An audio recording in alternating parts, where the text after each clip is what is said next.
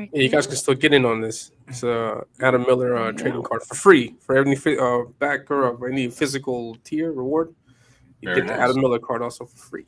So get it. Yes. There you go. Good deal. And like I said, Aaron has of course we've watched Mint's review on his Immortal Rising, and you Yes. know, Mint's was a What? proud backer, and yeah, And no one Mint left? did a what? I said you watched the Mint review and no one left? No, nobody leaves the Mint review. Okay, everybody, my chat loves Mint's Got Issues. I just got to make They sure have that two big reasons to love it. You know, none of the wives got upset. I just was just checking. no, nobody. Everybody's doing good. Seeing good so far. So I was very proud. Very proud. Yep. And so, if anybody that buys today, you know, if you see this, obviously you get a I'll make free a ash can. It'll be a random ash can, either Immortal Rising Tales #1. It's like 8 pages maybe, and then or the Tower of Time Forgot, which is a black and white story. Both of these are me and Jose Garcia. I wrote, obviously, and he did the art. But yeah, this is a rare black and white. You know, it was in an Arrow Comics anthology, so I'm releasing it as an ash can. So yeah, Nice. you'll get either one of these, just random. I tell Critical Blast, hey, just throw one in there. So it's just whichever one you get. So yes, and that's if you buy either #1 or #2 or both. So both of these are on Fund My Comic right now. Nice. There you go. With the Jimmy Reyes cover or the Corey Barton cover, which everybody I think has probably seen the Blue Girl. Yeah, there you go. Very good. Well, thank you so much. So guys, please let us know. I will add you to the banner. I almost forgot to let me go ahead and say real quick, because Bad Adam 12 donated over to Kofi. Thank you so much for that, for the generous 10. Let me pull that up and just say thank you to Bad Adam 12 so much for the support. He says, hey, Katie, how's everything going? Have a great day. Well, thank you so much. Everything's going great. The show's going good so far. Had a little hiccup. Thought it was a strike, but we're good. We're You good. thought it was a stroke? But a strike, Tony. Oh. Yep. Smart ass. The strike. I thought, but thank goodness it didn't. But Glad it thank wasn't you so either. much for the for the 10. Hell, why not? I'll play this clip for you. It's pretty catchy. いつだってチクタクとなる世界で何度だってさ触れる心ない言葉うるさい声に涙がこぼれそうでもありきたりな喜びきっと二人なら見つけられる Never gonna give you up Never gonna let you down Never gonna run alone yeah You deserve to Never gonna make you cry Never gonna say goodbye Never gonna tell you lie And hurt you Never gonna give you up Never gonna let you down Never gonna run alone yeah You deserve to Never gonna make you We're gonna say goodbye. So much better. I couldn't help it. Oh, what? I had the mic on? Oh, crap. You singing, Elliot? I saw Aaron. He was back there just jamming out. I was like, hell yeah. Hell yeah. All 80s right, music is before my we play- jam. Oh, it is. And it's, come Love on, man. 80s It's a music. classic. I Heck yeah. don't care what people say, you know. You know. All right, go ahead and play it, Tony. Let's get shout out to Mr. Yanafui and do a little segue into John Dillard. All right.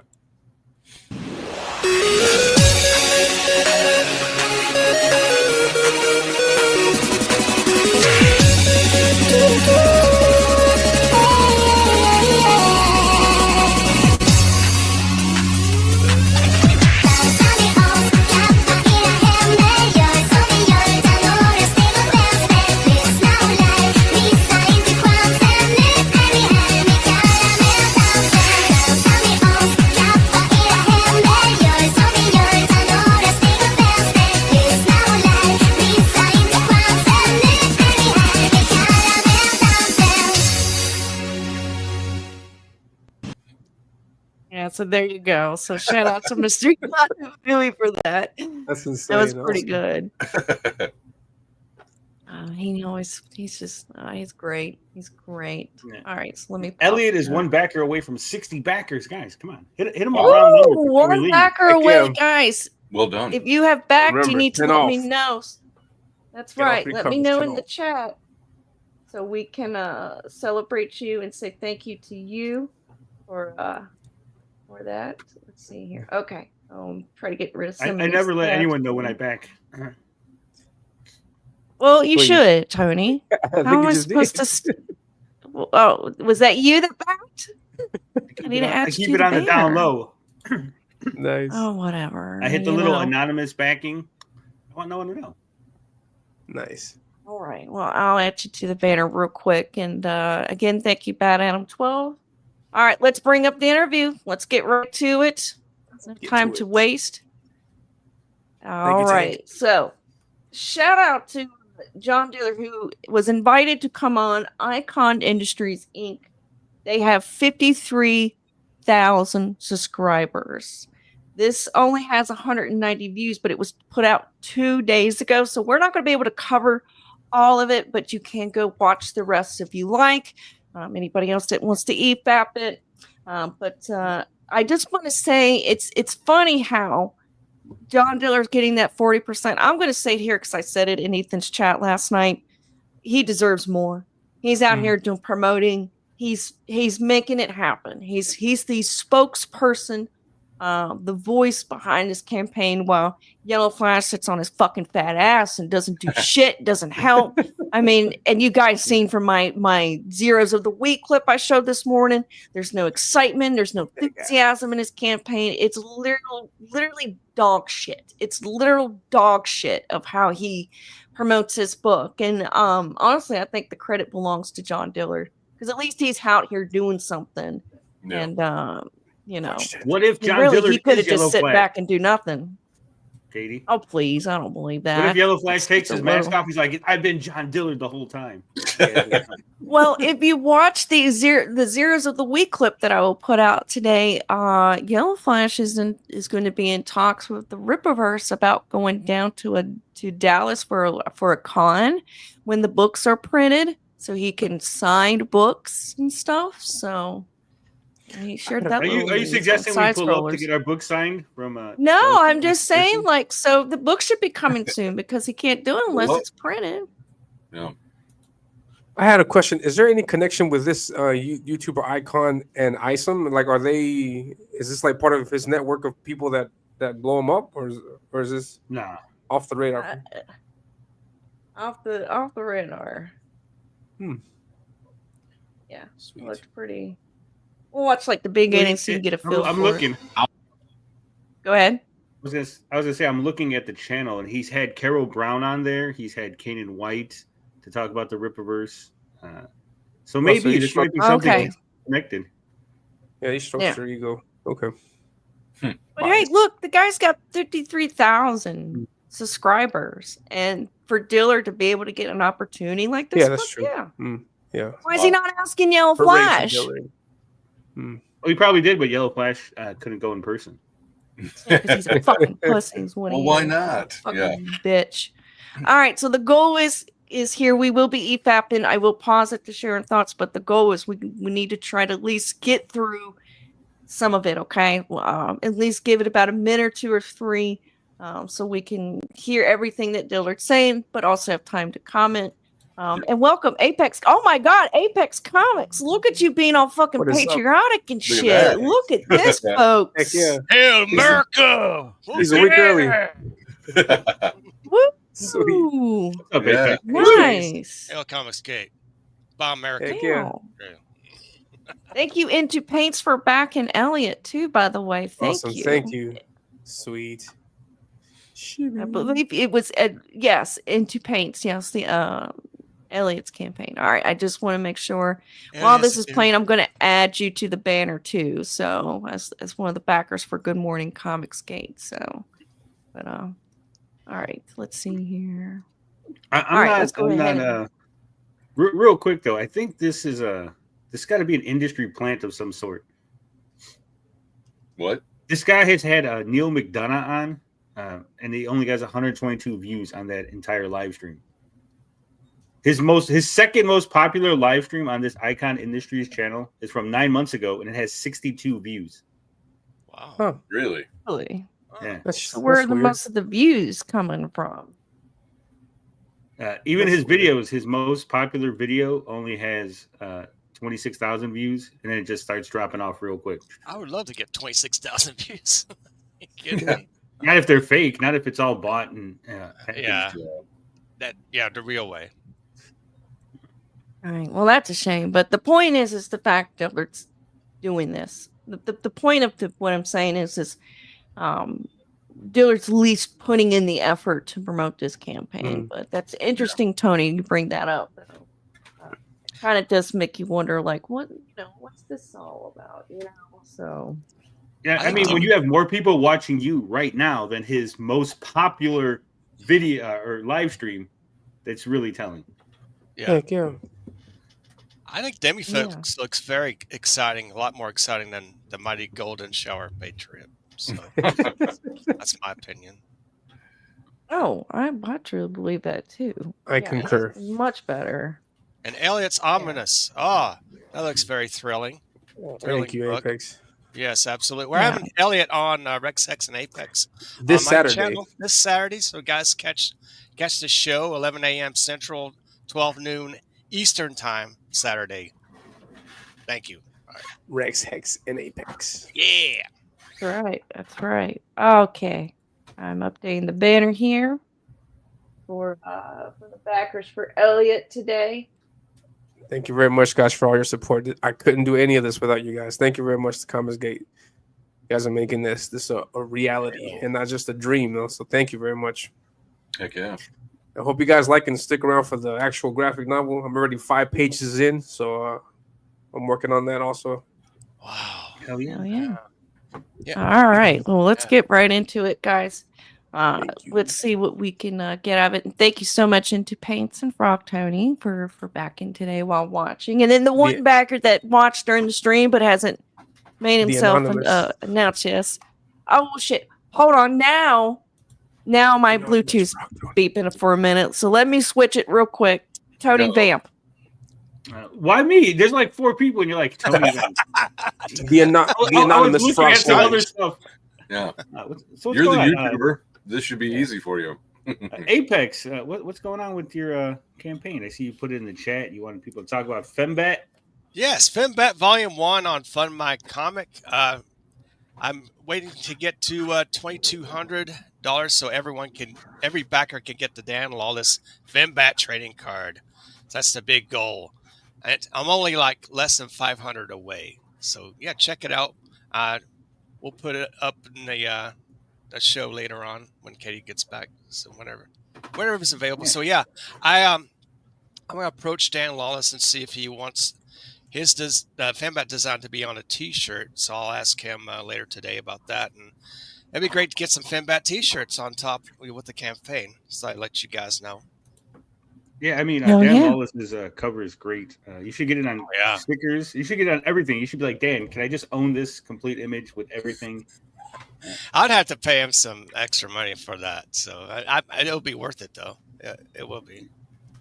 Yeah, definitely. Oh, yeah. All right. And welcome, Fusebox. Ben, it's good to see you, sir. Welcome to Good Morning ComicsGate. It's good to see you. Well, thank you so much. Mama's got a Fusebox. Daddy never sleeps at night. What? Yeah, The Who. That's The Who. The Who song. Squeezebox, but I inserted Fusebox instead. It's early for a Fuse. It's early for Ben. Bless his I don't know who the Who are. Who are the Who? Yeah. The Who? The band Who? The what? And the what? Oh my lord! That's an old '60s joke. All right. We're bringing it back. All right, let's just see the intro just a little bit, and then we'll get right into it. You know, but I don't want it to be a gun for hire thing. Okay. You know, so I want ownership, part ownership of this. So, and I was kind of running my hands through the dirt. And I told her, you may have saddled yourself up with a lame duck. There has been no better and more influential advice than learn to love the minutia. Oh, we're going to doing exorcism. My brother Ramses. Yes, that was man. the baddest thing I ever saw in my life. Are we laughing? Are we crying? What are we doing? If you're doing something different than the animated series, you're doing wrong. Batman. If I were to do a comic, I'd do it like this. Welcome to another episode of Icon Presents. Join.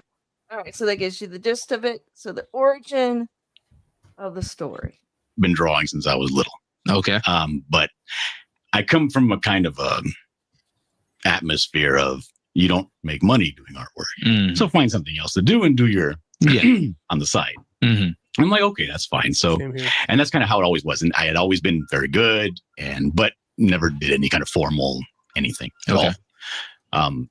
And then it wasn't until maybe I was in middle school where I started to get some idea of things that you could do with artwork. Okay. And I started kind of going into an apprenticeship to do tattoos and stuff like that. And doing caricatures. As I became an adult, I would do caricature, drink the Kool-Aid, and started doing something. I went to truck driving school. Okay.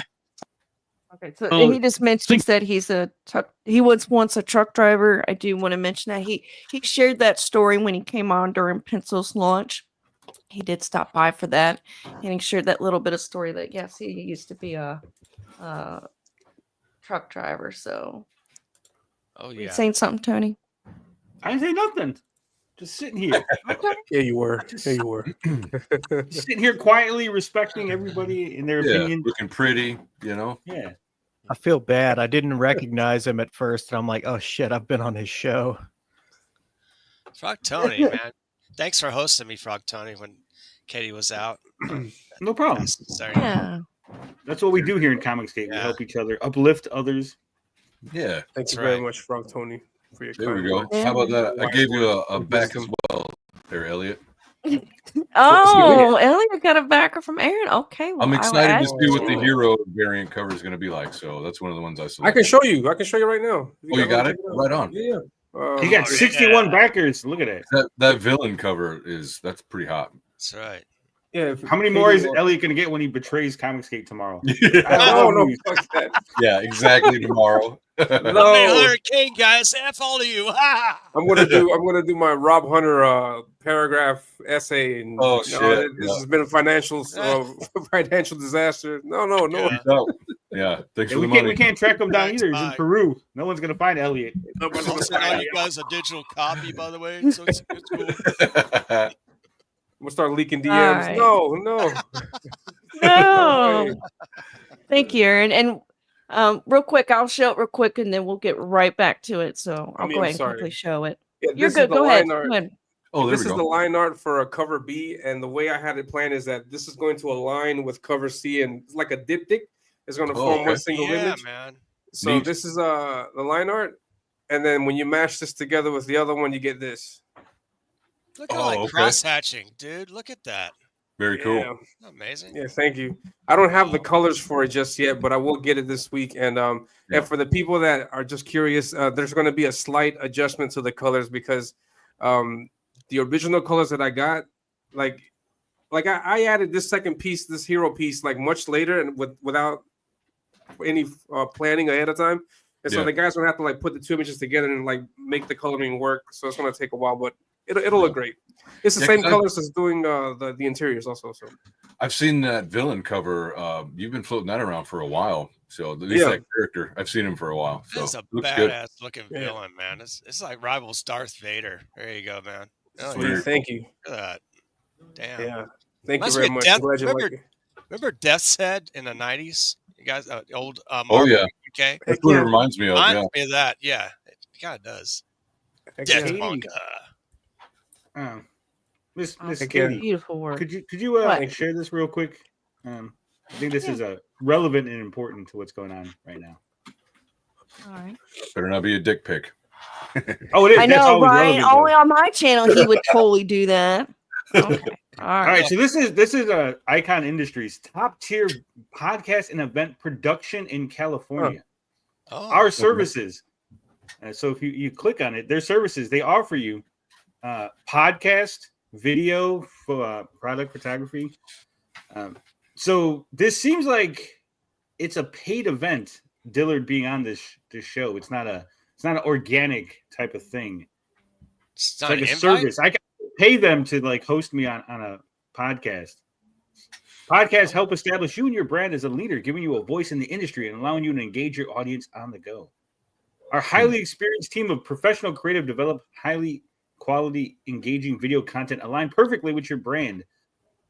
This is all Crazy. So It's you're got the saying same that, background. Yeah, that you this could book the guy studio. pays Look. for this space? No, I'm saying this is a service. Someone paid to have Dillard be on that show. Really? That's insane. Book your recordings now. We offer 3 Yeah. flexible ways to book your podcast studio time. Build your own session, bundle Oh. packages, monthly subscription. Yeah, that's coming out of his 40%. Damn it. Yeah, that's what I was thinking too. I think it is. Oh, I got So- 30% left. Oh. They're having a summer special right now too, so it might have been cheaper. Oh. Oh, okay. Yeah. Mm. Crazy Cat says that paid service is for the person hosting the podcast. So it's the guy that's hosting it. So you're That makes saying sense, that okay. Rippaverse is paying this gentleman to host this I'm interview. just saying, I'm not saying anything other than this guy offers a service in which he hosts you to promote your product, brand, or whatever. And John Dillard is on the show. You make any connections afterward on your own, right? Looking into. Let's see here. Mordred Kane says, I would say poor dealer, but he has the shovel and dug the hole himself. I understand him. I mean, everybody has a right to feel that way. I mean, that's how Mint feels too. Like I said, I wanted to take a look at this, see what Dillard says about the Patriot and all this, and especially since Tony shared that little bit with us. So let's go in. Do anything, but because Yeah. I had the most time in. Okay. I was like Got 6 you. months there. Got Everybody you. kind of comes and goes, you know? Got you. They're like, Why were you there for so long then if everybody else was coming and going? well, you're supposed to sign and be there for a year. Ah, got But- you. Okay. But they come knocking on my door and they're like, hey, help me. I go over there and he's having a seizure on the floor and he's Okay. bleeding out of his ear and his eye and his nose and his mouth. Yeah. I'm like, I need you to talk to your cousins. Okay. Because I was a little bit older than my cousins. My Yeah. cousins were 17. Spending money on comic books like that? Spending money. Yeah, it's Yeah. $500 to book this. And week. comics in particular. Because Right. it's something that I read Mm-hmm. and something that I like to look at. Mm-hmm. But dude, I never, not Yeah. even for a second, did I ever look at the writer artist. I try to page. explain that to people so many times because like I was the same way. That's Like true. we didn't but- grow up reading a lot of comic books because we just weren't spending money on comic books like that. Mhm. Every now and then we'd get our hands on a book or so. And then I think one of my first comic books that I ever remember reading was a Transformers comic. And I read it because it came with a Transformers toy that I had. There's a Transformers Energon series back when I was a kid, and they had the comic with it. And that was kind of like really one of my biggest introductions to comics. And I tell people, I'm like, I did not care about the artist that was working on anything like that. Like I think I'd look at the cover like, oh man, this cover was cooler than some of the other ones. Mm. Like for me, I don't necessarily care for that hyper realistic comic book style. It's hard for me as a in my ignorance for like art styles and all that kind of stuff when it comes to comics. Like I know I like a certain like era for comics, and like when I look at like the Uncanny X-Men and all that stuff, like the ones that were like You're way doing a lot of before like talking for before I was being born and all that Dillard. stuff, and all those like more so pastel colors and all. And wide and his Okay. he's like this and all these ninjas are coming down, you know. Oh, it's just it's gorgeous. Alrighty. But everything Wait a minute. Okay, we're getting Cool. somewhere. Follow That's these guys. now I can put a face behind that name. Did you have because I was about to ask you if you had anybody that inspired you or See, like had that's the thing. things- I didn't know at the Yeah. time, but now I do. Yeah.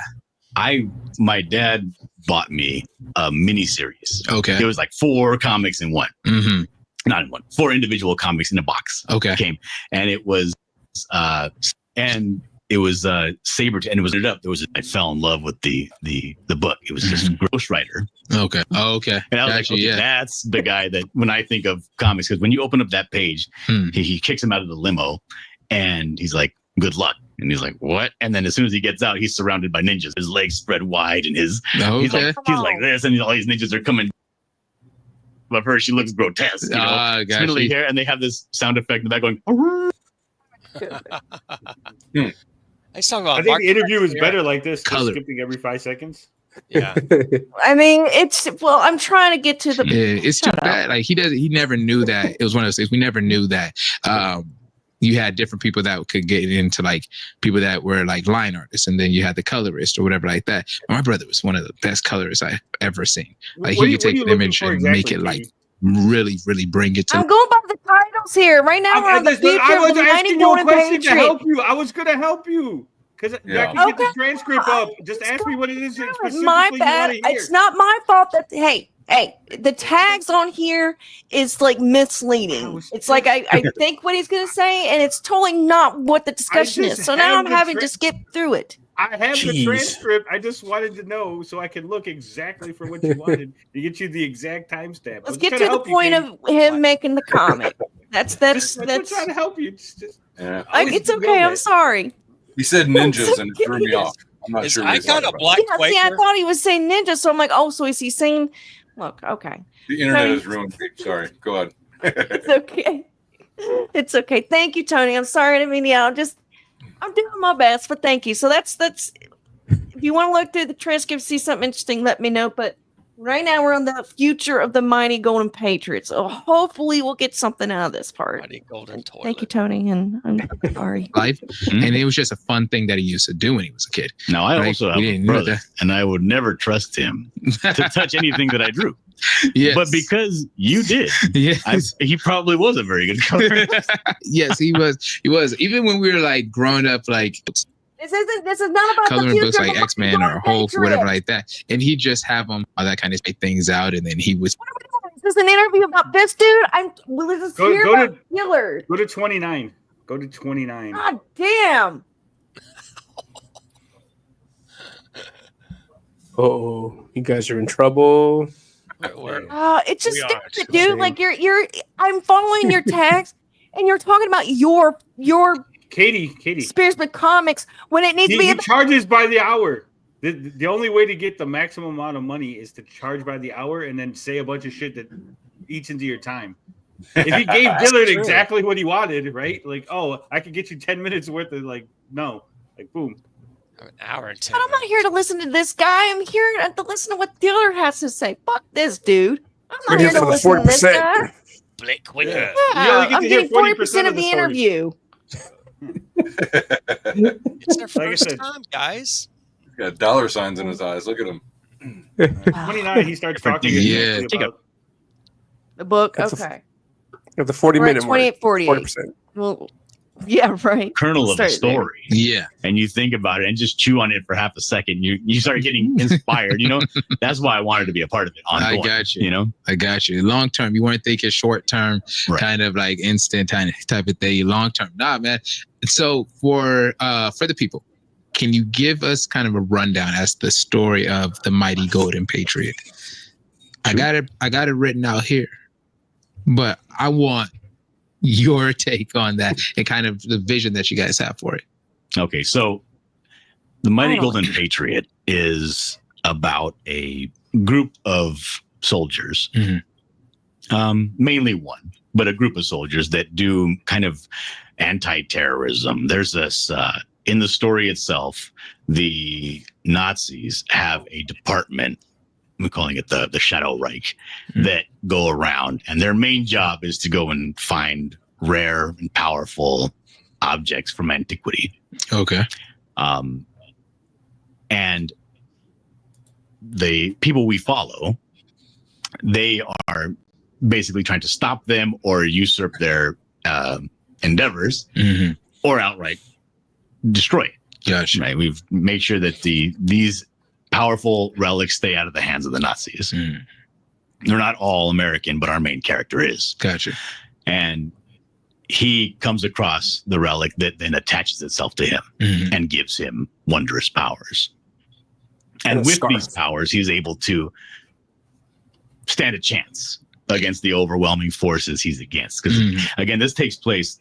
The book takes place in North Africa during the Rommel campaign. Okay.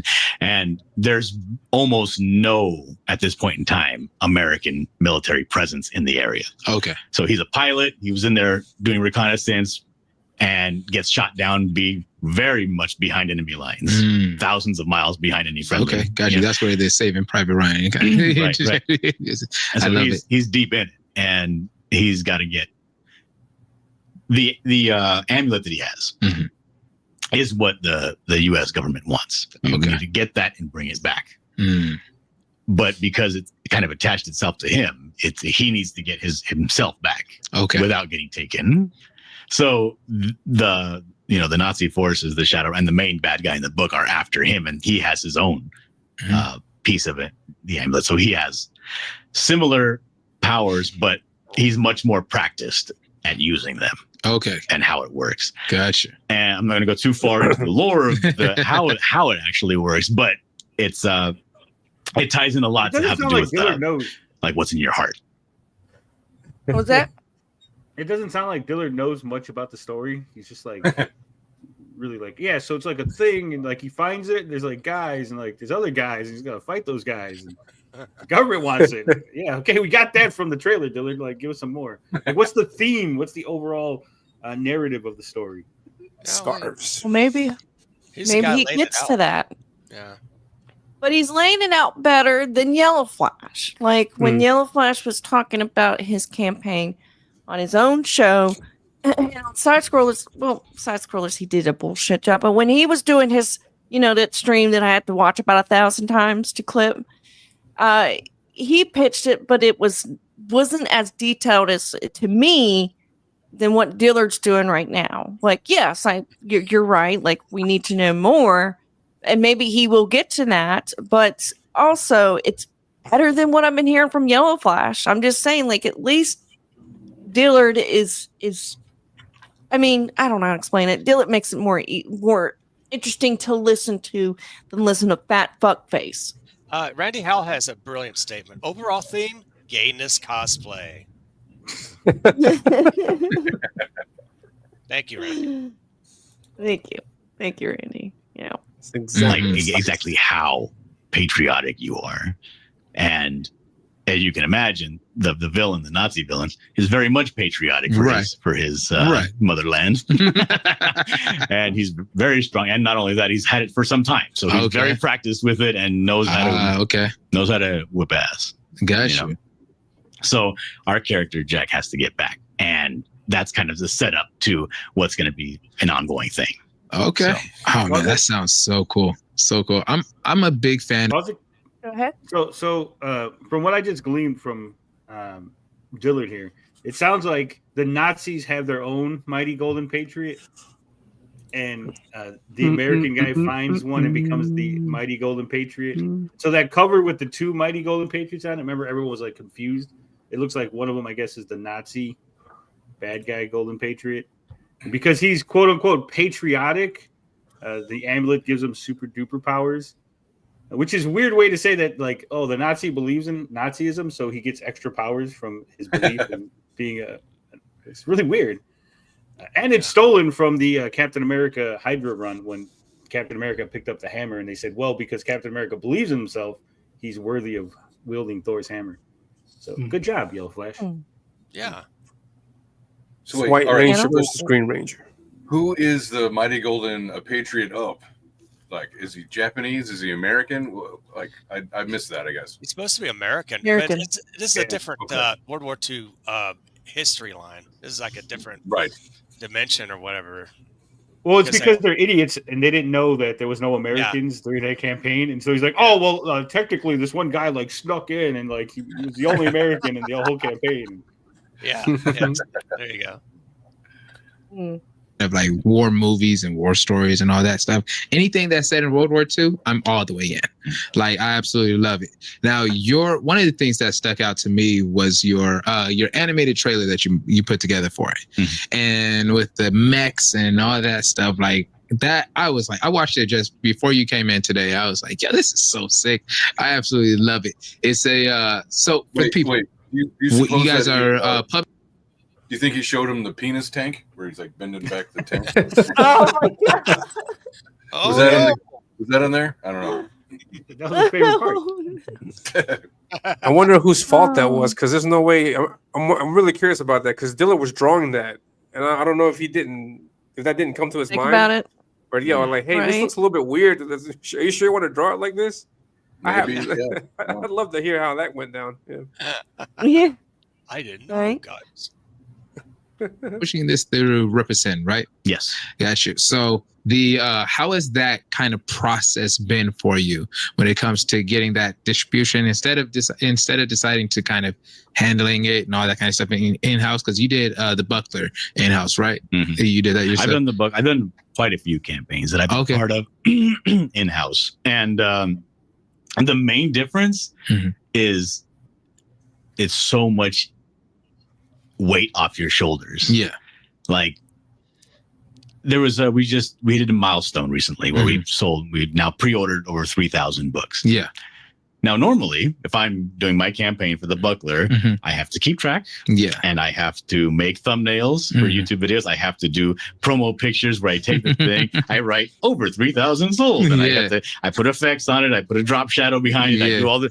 I just woke Yeah, up that's one so day hard. opened, and it was done. Okay, Yeah. well, that's great. You know, That's awesome. like it's That's the so little fun. things but Yes. all the little things are taken care of. Right. So all you have to worry about is just making the book. I got you. And obviously, this is a continuing story, right? Yeah. So the Mighty Golden Patriot. This is book 1.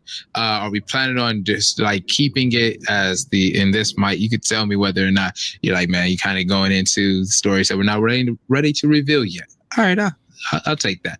But is this going to be like one, like, what's the word I'm looking for?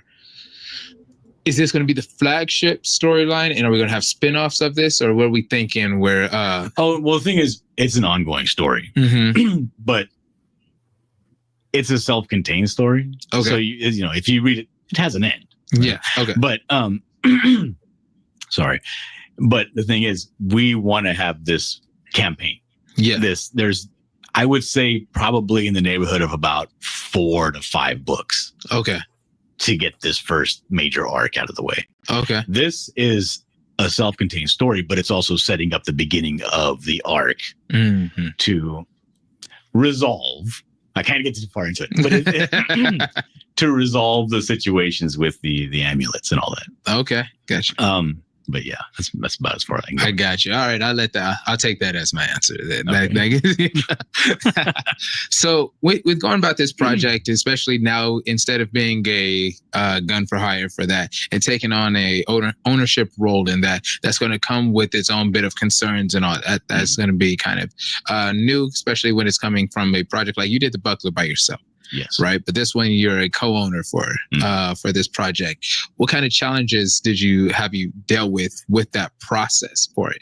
And I know when you have multiple people working on each project, you're not always going to see eye to eye exactly on everything. So everybody's going to have to do that. It's going to take something to kind Go ahead. Well, it's funny. So the guy asked him if there's going to be any spin-offs or anything, and John's like, "This is a self-contained story, yada yada yada." Except the fact that they offer a second comic book on the Rippasend campaign that's actually a prequel within the same universe, like his great grandfather, something like that. Yeah, why didn't he plug that comic? Like, oh, there's a second comic on the campaign that you can get that's like a preview or a prequel story, whatever. It's really, really weird that John doesn't know this. Or Diller did 2 books for Yellow Flash. He did the prequel and the main book. Yeah, why isn't he pushing the prequel comic at all? Yeah. Or even mentioning it. Also, there's no mention of ComicsGate, any ComicsGate people. It doesn't happen in the interview. Right. Okay, because I asked you to look up the transcript, because when I first found this interview, I skipped around it just to get a feel for it, and I paused it at one point. I listened to it at one point where he mentions like him coming up in comics, and I think it was Image or something, or he was mentioning he was about to do this project, but I think it was what Ethan was doing. I can't remember, but he said that John ended up getting the job, and John and Dillard was fine with that because he had mentioned that I still had a lot to do, a lot of work I need to do with my art. So I just, figured, that's fine. And shout out to John Malin. I heard that part in this interview somewhere. I just can't remember specifically where it was at. And that's weird that the transcript's not picking that up. That's weird. Yeah. Well, I think part of it is because his name's John Dillard and John Malin. And so they might be confusing. And like Ethan Van Sciver is mentioned, so I did look, but it's written Van Sciver as one word. Like it's spelled really weird. Like the transcripts are really, really weird. But he's only mentioned Ethan. Timestamp on that. 2114 is when they start mentioning Ethan. Okay. Well, let's finish a little part of this and we'll go back and check that. Okay. And you probably, gotta get your ego out the way. Honestly, it's probably the conversation that I thought I heard. They kind of be able to work together for that. What kind of challenges did you deal with the process of before even launching this project? Well, I'm sorry, real quick here. Jay Bama coming in with the member chat. Oh my God! For a member for 8 months, he says, "Why are y'all watching BET?" Well, Villain's Black. It just so happens to be on there, Jake Bama. We're just watching it, okay? Like, what are you, racist or something? How could you? Oh my God! Villain's Black confirmed. Down with the brothers. Yeah. You know what? Here's a clip for you, Jay. Everyone does it. Now you can do it too. Shut the fuck up. Shut your mouth. Shut up. Shut the hole in your face. Like that. You can do it. Shh. Shut up. And shut the fuck up. Where did you get that? Found it on Twitter. That's hilarious. That's excellent. It's pretty good. I love that. It's not as it's this. I got that one, and then this one too. So hey man, just want to let you know that sometimes you gotta shut the fuck up. You gotta shut the fuck up. And this current time is just one of those times you gotta shut the fuck up. I don't think you're a bad person. I just don't want to hear you talking anymore. You gotta shut the fuck up. Shout out to Jay Bama. Hey, Jay Bama. Oh, please. Then I took that personally. All right, well, I had to. Oh, Tony, you'll be all right, honey. Don't take it personal. I had to move back into like a supervisory role in an area that I'm not familiar or comfortable with. Okay. I didn't know about. Yeah. And that's one of the hardest things is to delegate work or communicate with people when they know more than you. I got you. Makes sense. Yeah. But it's like it's easy. Yes, yeah, I get that you know more than me, but this is what I want. Yeah, and that was the hardest part because it's intimidating. I had the problem before, like when I was a warehouse supervisor, like being a supervisor over, the career guys that were in their late 40s. Yeah. And and I'm like 25. Yeah. And I got to tell them. Oh, man, it's always an awkward situation. It's super awkward, But not for me. I'm an asshole. I mean, it's your stuff. It's your vision. And they may know better. And usually they do. So it's great to take advice and all that. Yeah, but 100%. You got to do what you know to do and what you feel is right. And that's the hardest part. That was the hardest part for me. I get it. Yeah. I can't think of any time I've ever been put in a situation where it's like, alrighty, you're the one that's responsible for this, where I was like, oh yeah, man, I got this, no problem. Every single time I'm like, alrighty. You always have that imposter syndrome where it's like, do you deserve to be in this position? Do you have the knowledge? Are you going to do it? Because like when you're taking on a project, it's like, okay, this is more so on you now. You're going to carry more of the weight. Because the option just be like, hey, put that down. I'm doing it. Yeah. It's no longer there. Right. You don't have the time to do that, or you don't have the, so you just kind of have to trust and hope. Yeah. And that's hard for me. Like I loved when I became a truck driver because now it was back to all me again. I wasn't responsible for anybody or whatever they were doing. Right. I just had to do me. And I deal with the consequences if things go bad. Exactly. I love that. But that's different. It's different. But yeah. So when it comes down to your now you got the book launched and everybody's excited about it and all that. And I keep Everybody's up with the excited. online stuff. Everybody. I've been using that mute and block button on Twitter like it's been worn out. Nope. So he's aware of everything apparently, but he's asked him no actual important questions. This is all retarded. This is the worst interview I've ever seen. For a professional service to charge you money to talk about himself and not get the essence of your book to promote your campaigns. Yeah. Brought to you by the Riververse. Yeah. Yeah, it's almost like he's not really. Now, I mean, there's plenty more to this interview we haven't seen, but it's almost like he's not asking the real hard questions. I feel like what makes a good interview is, even if you're supportive of the person, you need to ask kind of set the record straight on several things. Like, this is your chance to say, no, this is how it was, or no, this is what we think. I don't know. I feel like there needs to be a little bit of a push, kind of, Well, that's what people want to see. That's what's going to draw the audience. People are going to, oh man, did you see the Dillard interview? They were talking about Ethan, or they mentioned the John Malin situation or whatever. That's going to draw you in to hear the rest of the shit. Yeah. Tell us about the 40%, Dillard. Yeah. Skeleton Comics said, I'm starting to suspect that the host there might be an energy vampire. It would explain that. Yeah, he's sucking up the energy. Oh, look out, Dillard. Crazy Cat, I'm not wrong. I literally just went through the whole thing. They charge you. I could book an interview right now in this studio for $500.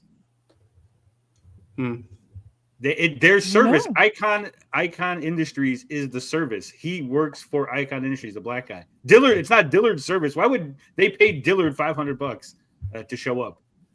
This is to promote your brand. This is like, hey, you get on a podcast, so you could put on your channel. Look at this podcast I got on. They got 56,000 subscribers. I'm on this big channel. They were interviewing me for an hour. You could put the clips and tell people all about it.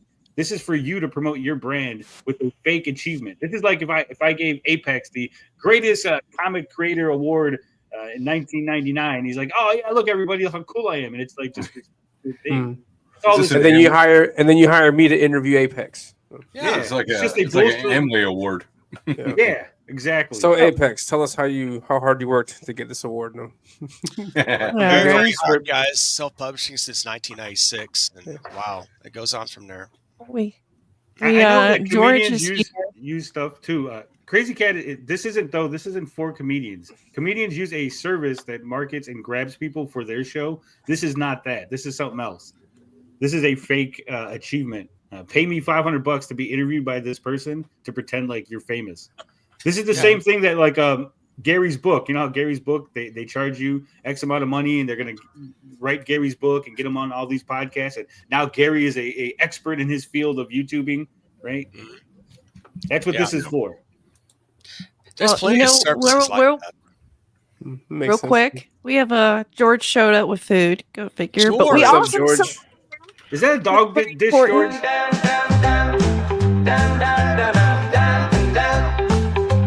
Straightening things up. His name is Dan Lawless.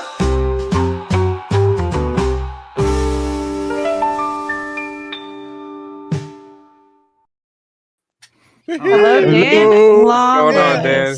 Hell yeah. Look at Dan. He's a patriot too, like me. Look at that. Right. Yeah. Dan's got you outdid me.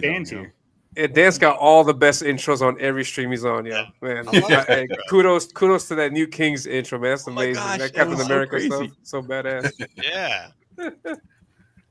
Very nice. Welcome, Dan Lawless. How are you doing, sir? Real quick, I loving the hat. I'm loving the patriotic here because it is the week of the 4th of July. Yeah, so it looks great.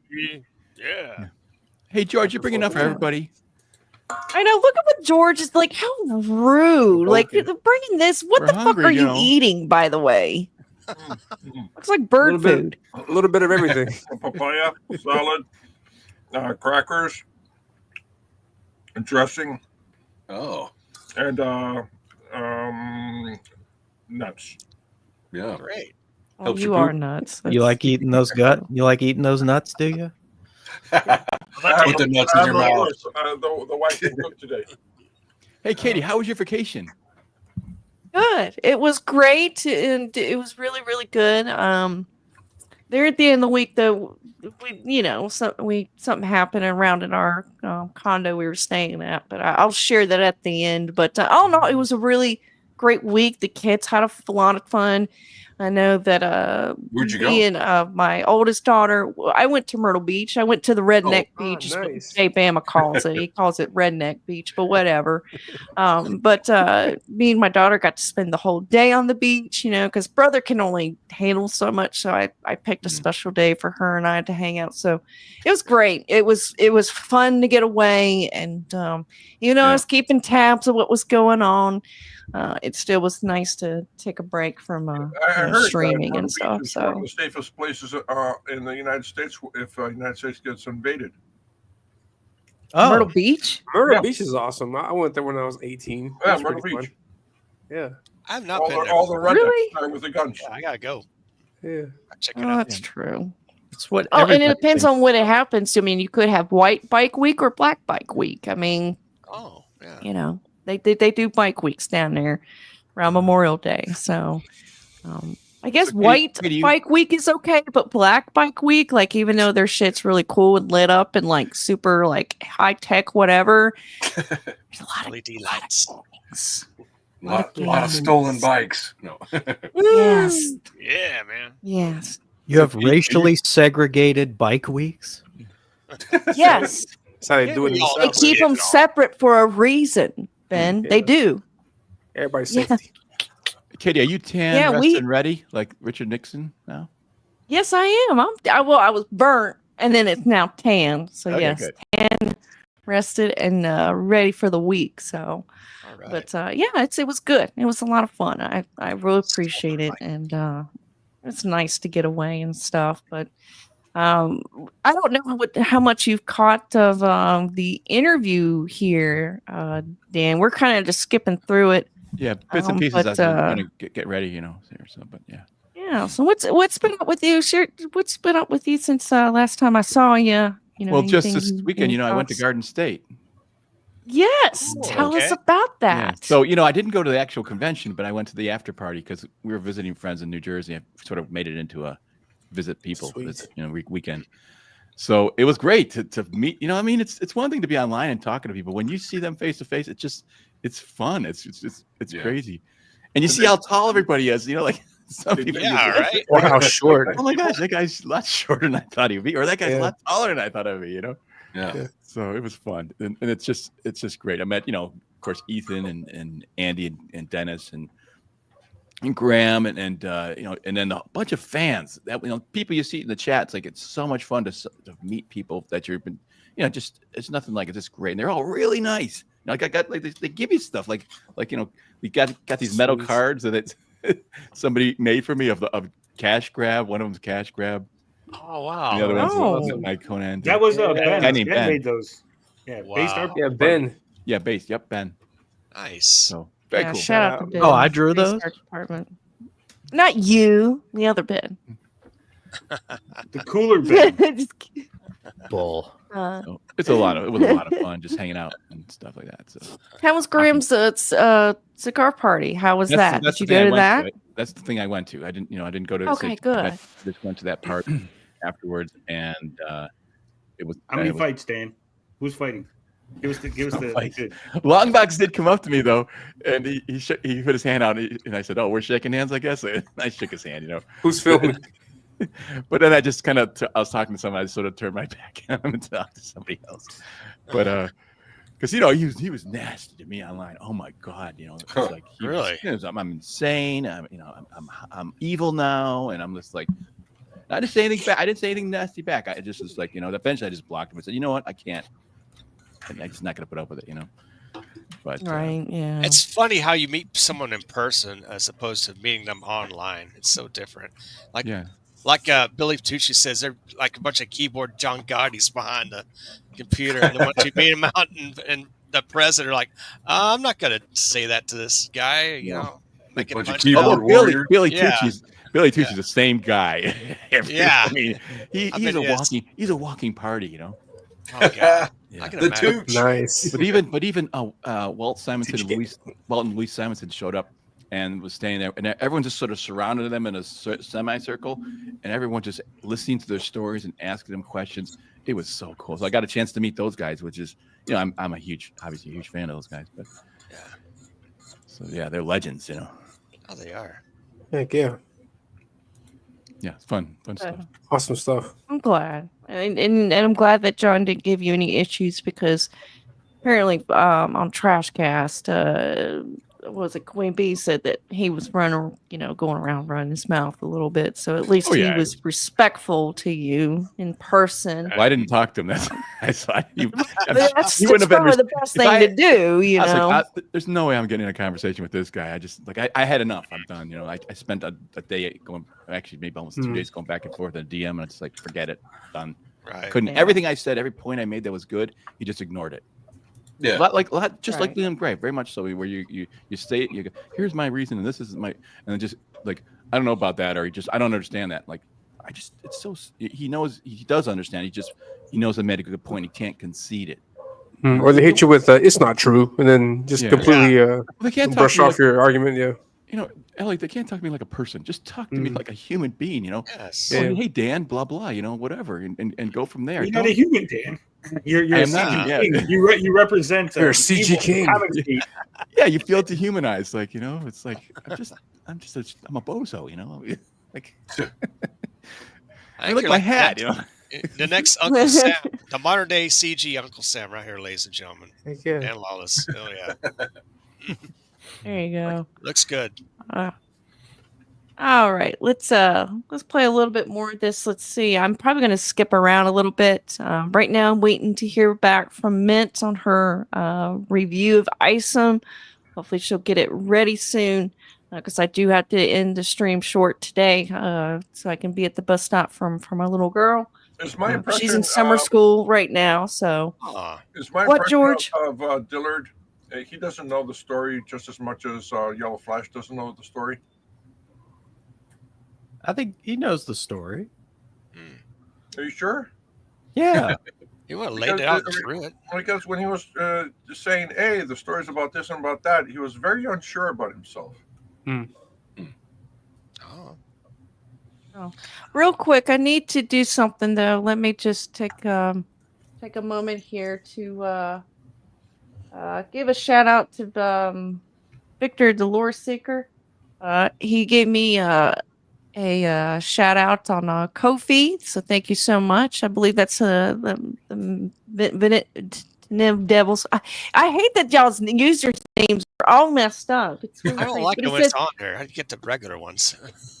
I know, right? He says, afternoon from the island of Bermuda. Hope all was well. Here's Nice. some more streaming to Snip Wow. and Clip Nation for $5. Thank you so much. I appreciate it.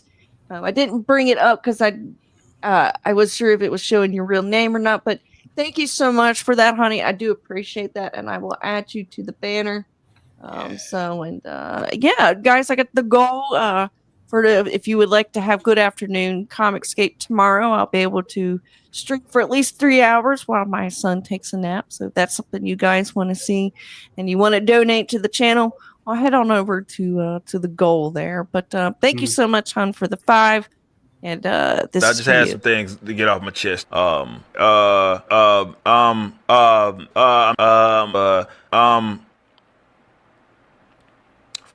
have no idea. Neither do we, buddy. That's my favorite catchphrase. I like that. All right, let's see what Dillard has to say here.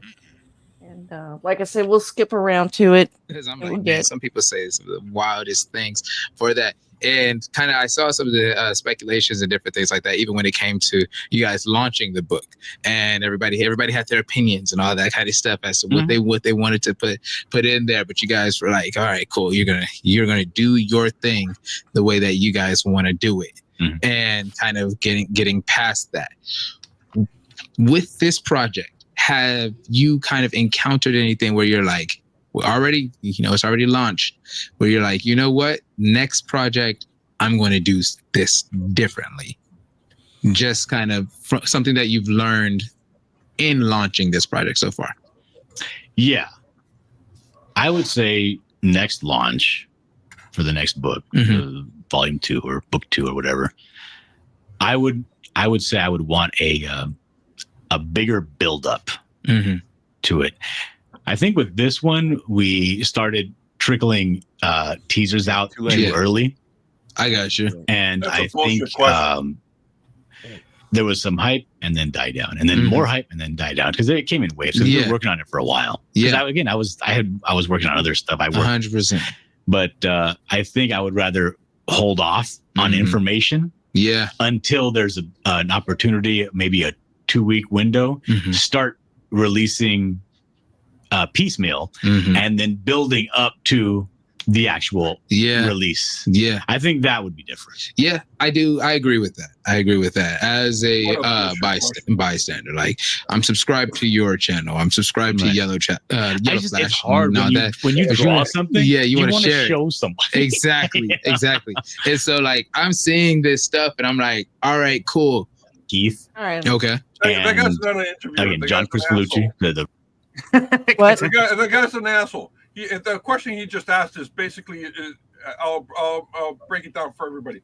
The question he says, so since you failed in your launch, what are you going to do better next time? What the fuck? He just this interviewer just asked John Dillard for John Dillard to say how he failed this time around and how he will do better. What a bullshit You're question. right. You're right. What an asshole. What a fucking asshole. I've heard, Damn, George is mad as shit. I heard these questions It's many the food. times for the last 3 decades. That's a bullshit question. You're basically asking the creator to volunteer why they failed on this current campaign. What an asshole. Yeah, you would normally ask, what did you do that worked? How did this work so well? Yeah. You wouldn't say, why did it not? What would you do next time? Yeah, what are you going to do different next time? What are you going to do better next time? What are you, how are you going to improve next time? It's like, fuck off. Damn, George. Gets excited. George, just like not taking shit from anybody. I understand the gravity of that question, and that's bullshit. And the reason why it pissed me off, I want everybody to understand that's a bullshit question. If you ever come across it as a creator, turn it around on them. Don't answer it. George is mad when he's hungry. Wait till he finishes. He'll turn back into Canadian. This is the only thing I got to eat all day. I mean, I'd be mad if I had to eat salad too. Salad. He's mad at his food. I could add steak. Oh no. I eat animals that eat this stuff, Yeah, Dylan said it needed more build up. He had 3 years building that thing up. Oh, all right. Well, that was the interview. Let me move on to something else too. Let me show this real quick. Mint said that it's uploading right now, so hopefully she'll get it to me really soon. I will. You guys can go check that out. I know Darren Wagner posted the interview, so if you guys want to go through and skim through and check it out, go ahead. Usually I let it go long, but since we are, have to end it by at least 2:30, no later than 3. I figured let's go ahead and move this. So I saw this because this was some rumbling. It's from Smash JT Live. Melanie Mac blocks John Della Rose in Ultimate Goonergate betrayal. I have not seen this. So I figure why not? Let's just take a look at it. So let me bring it over Smash here. JT. Yeah, man. Tell us why you hate him. Well, I hate him because he helped a guy named Tommy Tallarico scam $17 million from a bunch of old people who don't have any retirement money. What? Shit. Oh. Oh, that's messed up. What the hell? Tommy Tallarico is a scam artist, a lifelong scammer who has been lying in the video game industry through his entire career. And he went to a funeral and bought the Intellivision brand from the widow of Keith Robinson. He then claimed he was going to launch a new console, and he used investment firms and stuff that were basically taking advantage of old people. These like, hey, come to this investment seminar and give us money. So a bunch of old people invested money into a scam console that never came out, and he raised $17 million. Smash JT was the guy that he got to go on YouTube, and he was the biggest promoter of the scam. Oh, jeez. That sucks. Wow. Man. That's how I got my start on YouTube, exposing this guy for his bullshit. All right. Well, damn. All right. Well, let's take a look at this because this seems to be pretty popular. None of us really care for Melanie Mac, so here we go. See, I Melanie can fix her. John De La Rose today. Don't fall down that trap. Don't go It there. was extremely based, and there's a lot of chatter right now of is Melanie Mac realizing that she was siding with the wrong person, and people are wondering if she's going to do her. I don't know, man. When I talked to her during that whole Goonergate thing, it seemed like she was like, "Bro, I'm on Oh my nobody's God, side. Captain. I'm on my own." And I was like, "All right." You're over there like, that's fine. You want to keep talking to me? Oh, shut up. No, we message often. We message often. Look at you. Look at you. I hope you appearing on my chill doesn't hurt your chances. Oh, it doesn't. It doesn't. But honestly, I was off the loop today, other than the tweets that we were going back and forth with her. Mm-hmm. Other than that, I was out. I don't know if I missed anything else. That was pretty crazy. Like you just told me the whole thing with Melanie and JDA. I didn't even know about that. We can talk about that if you want. Like I said in the past, like every interaction I've had, I think I said it on here, interaction I've had with him was okay, but then I noticed he started to be like, well, Smash does this and Smash does that. Like every fucking no matter what it is, I'm just like, okay, dude, I get it. Like, fuck, man. Right. Smash derangement syndrome. Like, bro, like, holy shit. Yeah. Like, I'm like, dude, I like, it wouldn't even be about you. And it'd just be like that. And, whatever, like, there's some stuff where I'm just like, this dude needs to get over it. Like, just get over it. Well, here it is. And shout out to Cassie, Cult Classic Cage, who says, when you're such a toxic, anti-Semitic piece of shit that even Melanie Mac can't with you is insane levels of opportunistic bigotry. Just JDA BS. And John De La Rose says, wild. Oh, well, I wish her the best. People are too busy hating Jews to see that Islam is trying to take over the West. I'm looking at it now, and then he goes, I mean, the Jews are too, though. And then she told him, don't be retarded.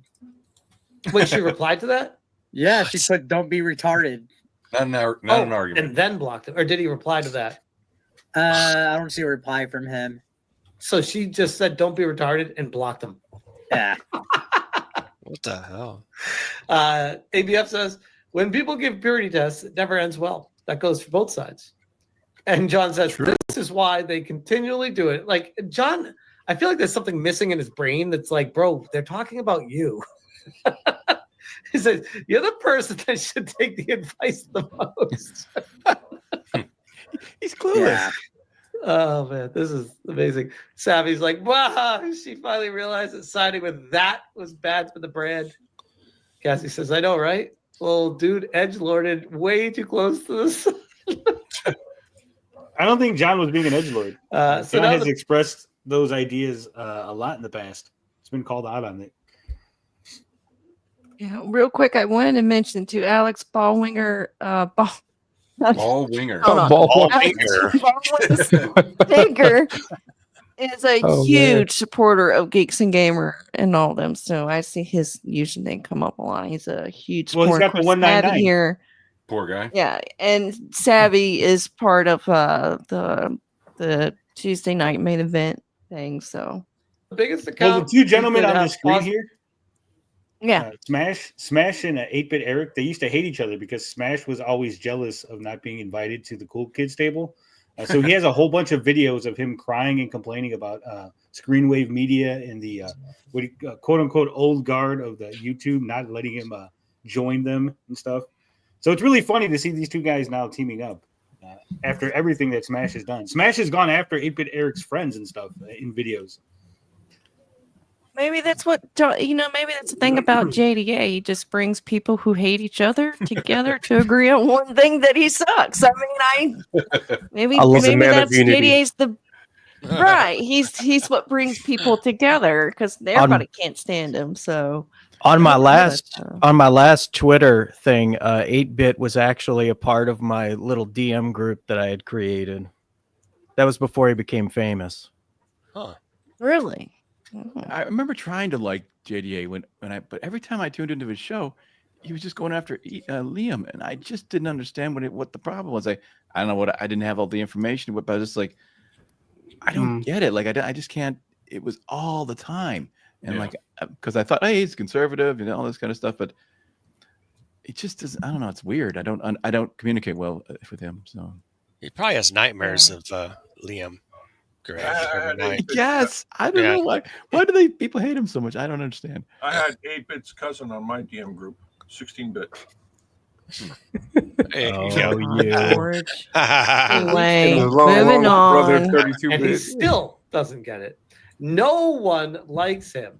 Some tolerate him, but 99% ignore him. I just don't understand, man. Like I said, like I've never had like a personally like him coming at me, but every fucking other thing is just like about how you're a bad person, this and that. And it's just I don't get it. I really don't. Well, I feel like it's the what is it? The Smash JT derangement syndrome. I have a way with people, I guess. I don't know. As you guys saw, by the way, when I went on to have a conversation with John and he like tag teamed with this other dude instead of just having a one-on-one with me for some reason. Yeah. Really weird. Oh, this is You wanted to have a one-on-one with that he was JD. supposed to show up. Is this a problem? It's like, well, I don't think he knows how tall. you told me you were gonna have a conversation with me, and then this random dude keeps interjecting the whole time, which was weird.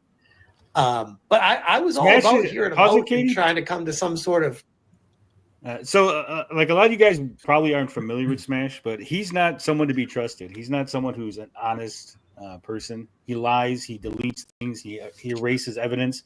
We were EFAPing a video of his where he dressed up in blackface, and this is not me saying it. He literally painted his skin dark to do a review of a video game that was about Native Americans. And he painted his and we were watching it, and he literally like deleted the video in the middle of us watching it. Wow. Screenshots. Yeah. I mean, if you're gonna do it, own it.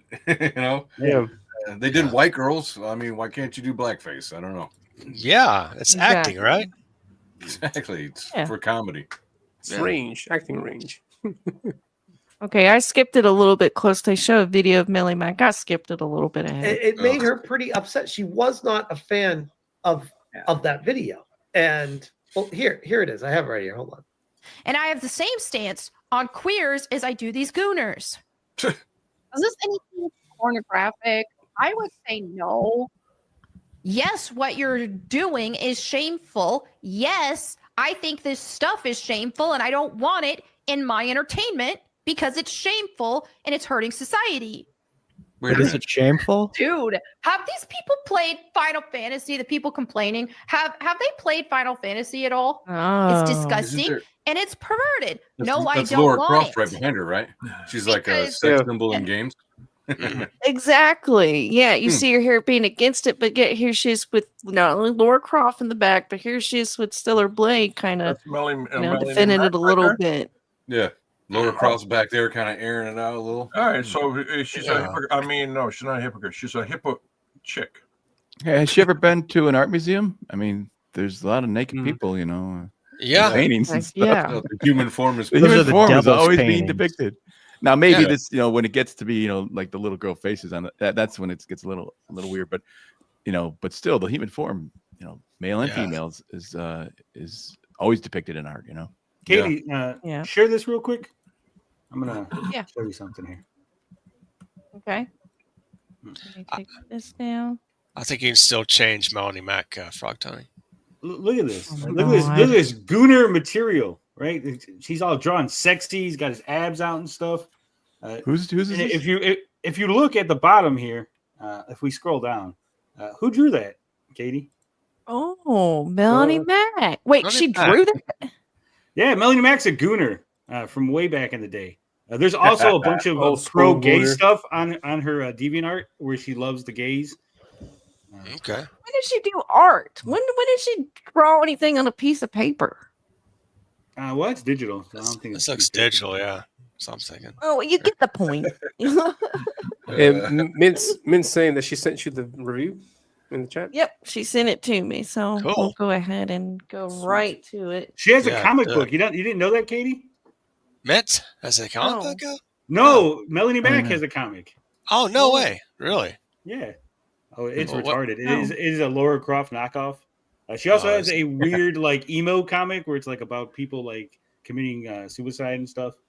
Oh shit! It's not Oh, called faggot, is it? so family friendly. No, this is before she became anti-gay. She was pro LGBTQ. She was promoting it. She loved it. She said that you guys needed to accept it. And love is love.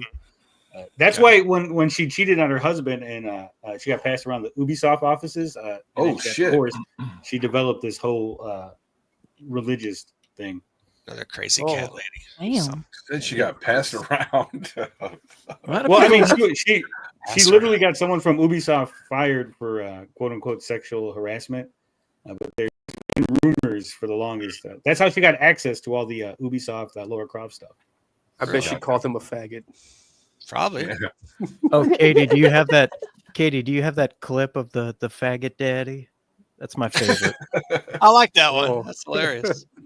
When it comes to research, I definitely look at stuff before I start talking. I don't just talk out my ass. I know you don't talk out of your ass. just- I just get saying. that. That's Crazy why I'm glad Cat you're thinks you do. here to inform us. Oh, I know him and Crazy Cat are going back and forth. That clip, I believe. Well, I mean, I have this one. That works. Yeah. So Yeah. intense. I'll find it. I'll gotta find say- it. Original video. That's funny. I got to say, when somebody suddenly finds religion in the midst of a scandal or something like that, I'm kind of like very skeptical. Yeah. Yes. I agree. Oh yeah, yeah. You have to be worried. All right, real quick, while Mint's video is being downloaded, guys, go ahead. Let's get your campaigns up real quick. Let's do a really quick promotion here. Let's get everybody's campaigns up. I'm gonna go ahead and put up Apex because he hasn't promoted his campaign yet. While we wait, the Mint got issue review here.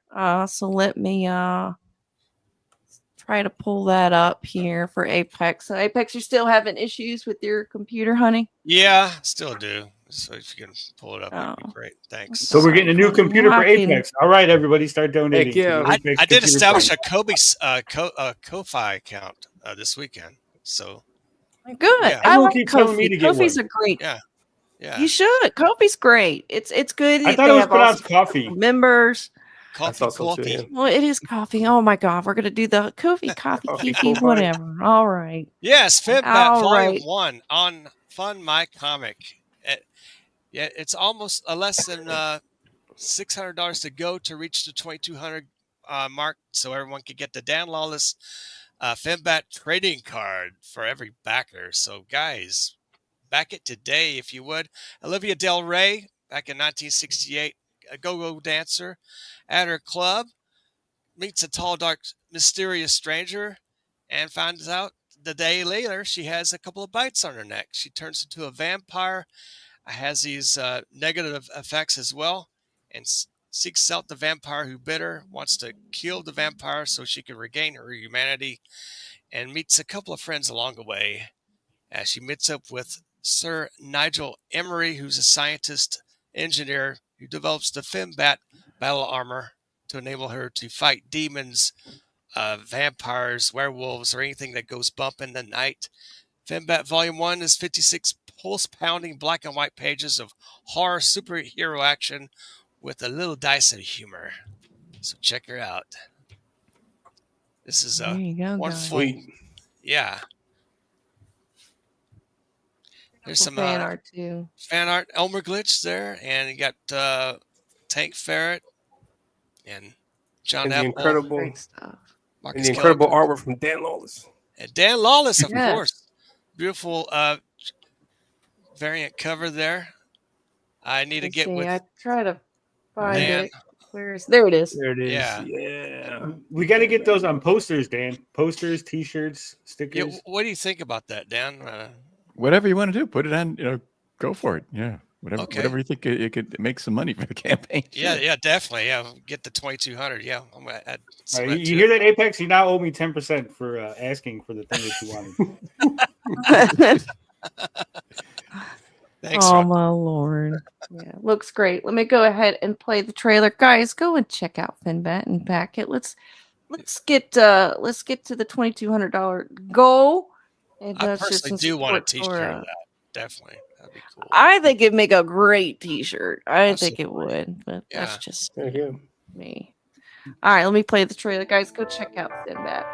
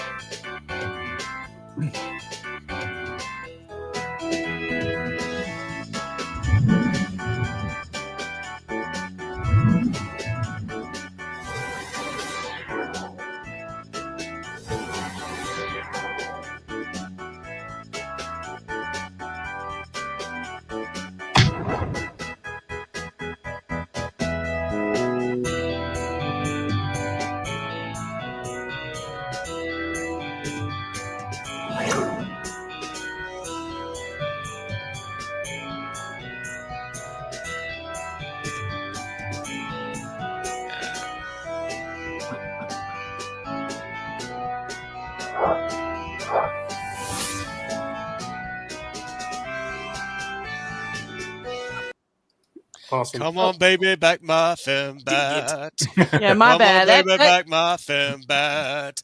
Yeah, fuck Let that her up. set I'm the sorry. line on fire. Yeah.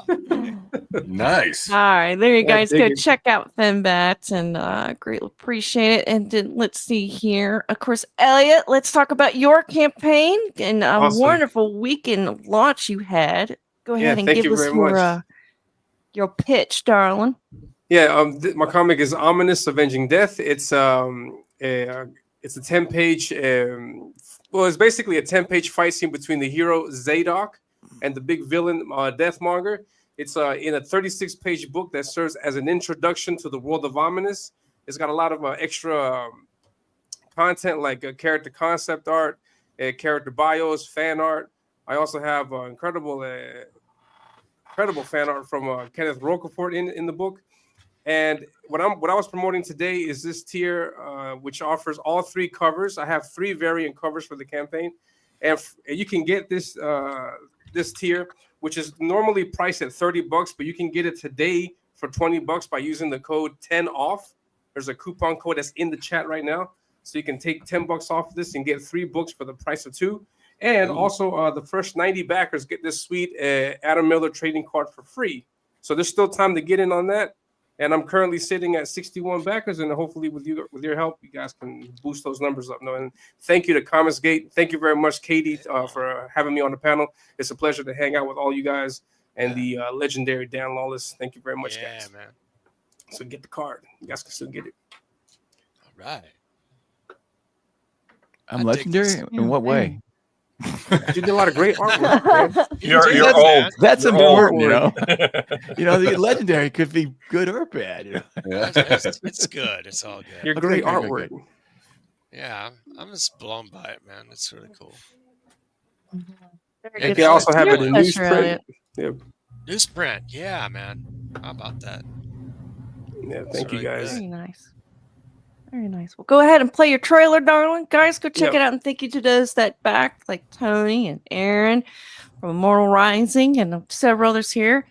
Guys, thank y'all for backing him. And let's keep going. Let's keep you. getting those numbers up. So go ahead and play the trailer, darling.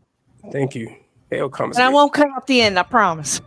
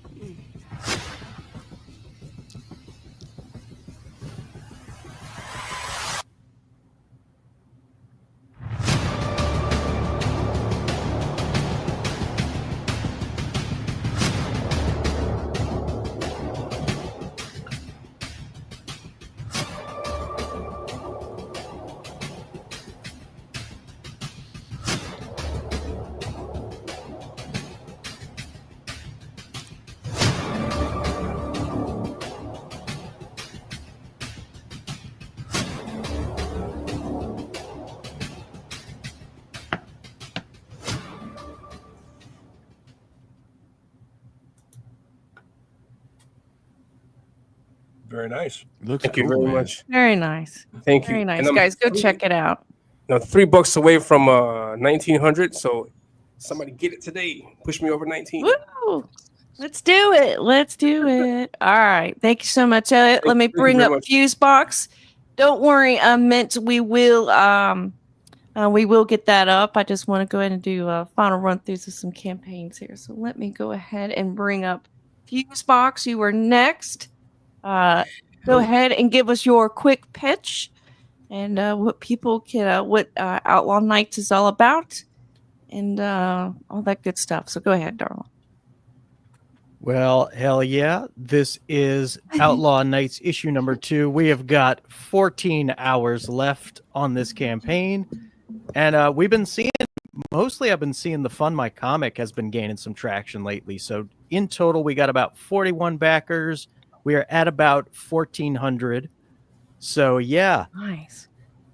Outlaw Nights takes place in the 31st century. Humanity has begun colonizing into outer space. History is repeating itself as the nations of Earth are at each other's throats, competing over territory and resources. It's a chaotic, hectic time period to be alive. Piracy is on the rise, and crime in general is on the rise. And so, in the midst of all this chaos and craziness, we've got our main character, Cyrus Lawson, who has settled on a small, out-of-the-way, insignificant little colony called Therese. And he's not expecting a hell of a lot of trouble, because who the hell would want to go to a place like Therese? Well, right from the get-go of issue 1, the pirates of the ship Hazard invade his settlement looking for a special piece of data. And this data is going to lead to a treasure that everyone's got their eyes on. We're talking bounty hunters, countries, criminal organizations, other pirates. Everybody wants a slice of it. It is the ultimate rat race in the making. And so issue 2 kicks off with our boy having been kidnapped by these pirates. And now he's getting a first-hand look at the underworld of the 31st century. But a crazy imperialistic pirate hunter is hot on their heels. So we've got more action coming, guns blazing, spaceships, sexy muscles. We've got it all. There you go. All right. We'll go ahead and play the trailer, and I'm glad it's doing well over on Fund My Comic. So, guys, if you would like to support Fund My Comic and Ben, go check that Katie, out. did you Go ahead and play the trailer. Katie, did you talk to Ethan about the green room, getting Ben in the green room?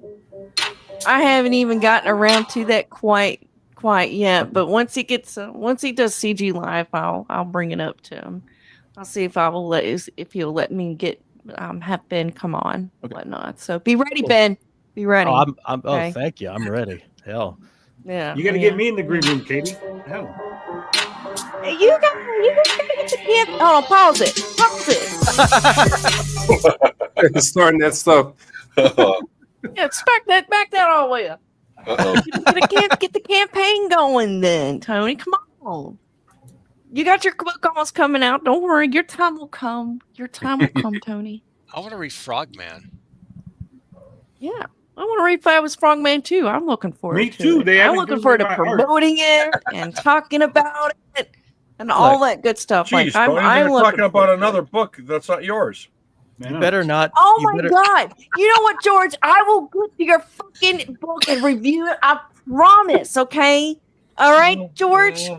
I had better not see a book called Frog Nights or Outlaw Frogs coming out. Oh my God. I'm just saying that.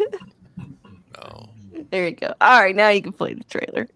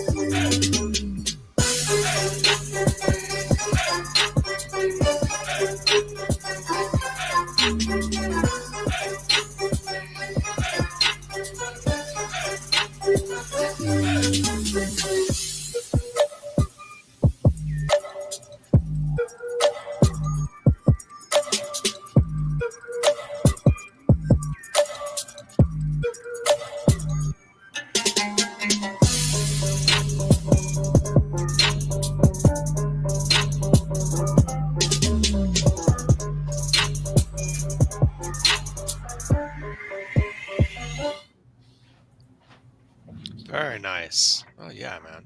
Very nice. There we go, guys. There we go. And real quick here, we got Swift -1 for the $2. Thank you so much. You said Carrabba's Outback kicking your ass to school. My day will come, motherfucker.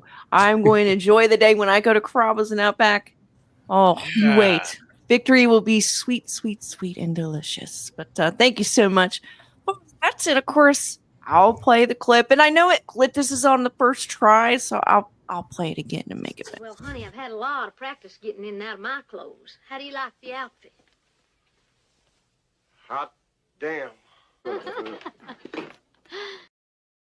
I know it, Glit. Well, honey, I've had a lot of practice getting in and out of my clothes. How do you like the outfit?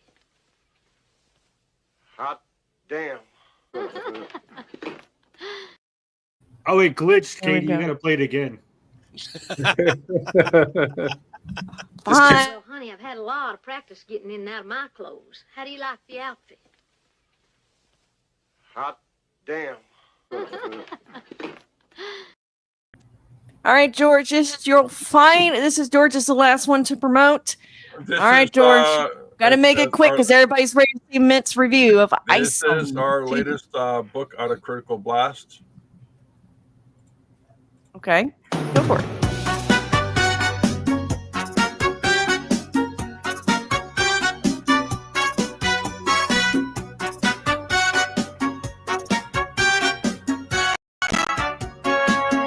In the shadow of the city, she listens deep. Every whisper, every murmur, every secret we keep. Her ears catch the echoes of a world in despair. Murcielaga, she bad, she's always aware. There you go. See, got lyrics- loud flavor to that. I dig it. The lyrics explains the story. That's really It brilliant. does. We gotta get Sinbad versus 504 She-Bat. pages. Holy cow. Yeah, we're doing Finbat bricks. versus We're the- over at Critical Blast. Yeah. Well, let's do a crossover. Finbat meets She-Bat. How about I that? can't. We don't have the license to do that stuff. Ah, never mind. All We right. just package stuff Oh. up. We'll make it unofficial. Yeah. Yeah. It's a fan art piece. Yeah. Yeah, make it like a fan art piece. That'd be better. All right. Now, thank you, George. And congrats to George. George kept every pitch close and short and sweet. Good job, George. I'm Yeah, proud I of got you. more pictures that are 30 seconds Yeah, if you want to yeah, see them. Oh, my God. Well, At we my can show, wait till George went later. through like 5 of them. It was crazy. Yeah. Go, Mint. All right. We are here for Mitt's Got Issues. And also, I want to say real quick, Ripoffverse is working on a special segment clip that I could play when we're getting into Mint Got Issues. So I'm looking forward to that. And look, Salty's here and he's saying, everyone back. Go should back Elliot. That's right. Yes. Good, Do it. Salty, thank you very good much. morning, good Okay. afternoon, good evening, ComicsGate. Well, good evening or Hail, afternoon Salty. and morning to you, Salty. All right, let's get into it. Sorry. Let's enjoy Mitt's Got Issues, Isom 2. And apparently it's Mint and Riley both worked on this together. And let's see what it does. I'm inside and I got issues. Volume okay? Yeah. Real quick, is the volume good? Yes. I hear it well. Okay, I just want to make sure. I'm inside and I got issues.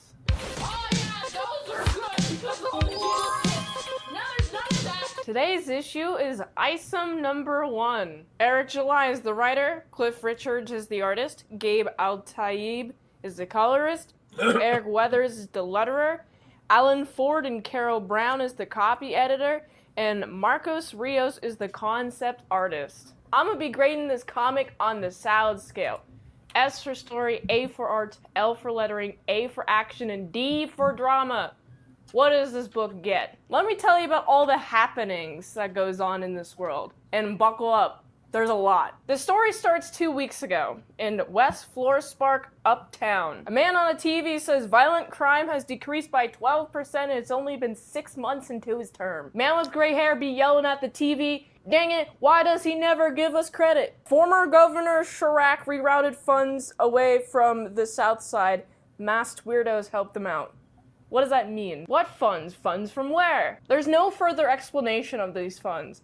Also, this is the only mention of this plot thread at all throughout the rest of the book. Then the guy with the gray hairs employees starts talking about Alpha Core and this chick with red hair and how she's so hot. And then the boss be like, get out my office. And then the chick comes in, running in with the phone, shows him, says, she's back. Who's back? Then we're earlier, from 2 weeks ago. We're in the Shadow Valley outskirts of Florespark. We meet Avery punching a punching bag in the middle of his track and field with a bunch of outside gym equipment. Outside, exposed to the elements. Altona gives him a ring. It's his sister.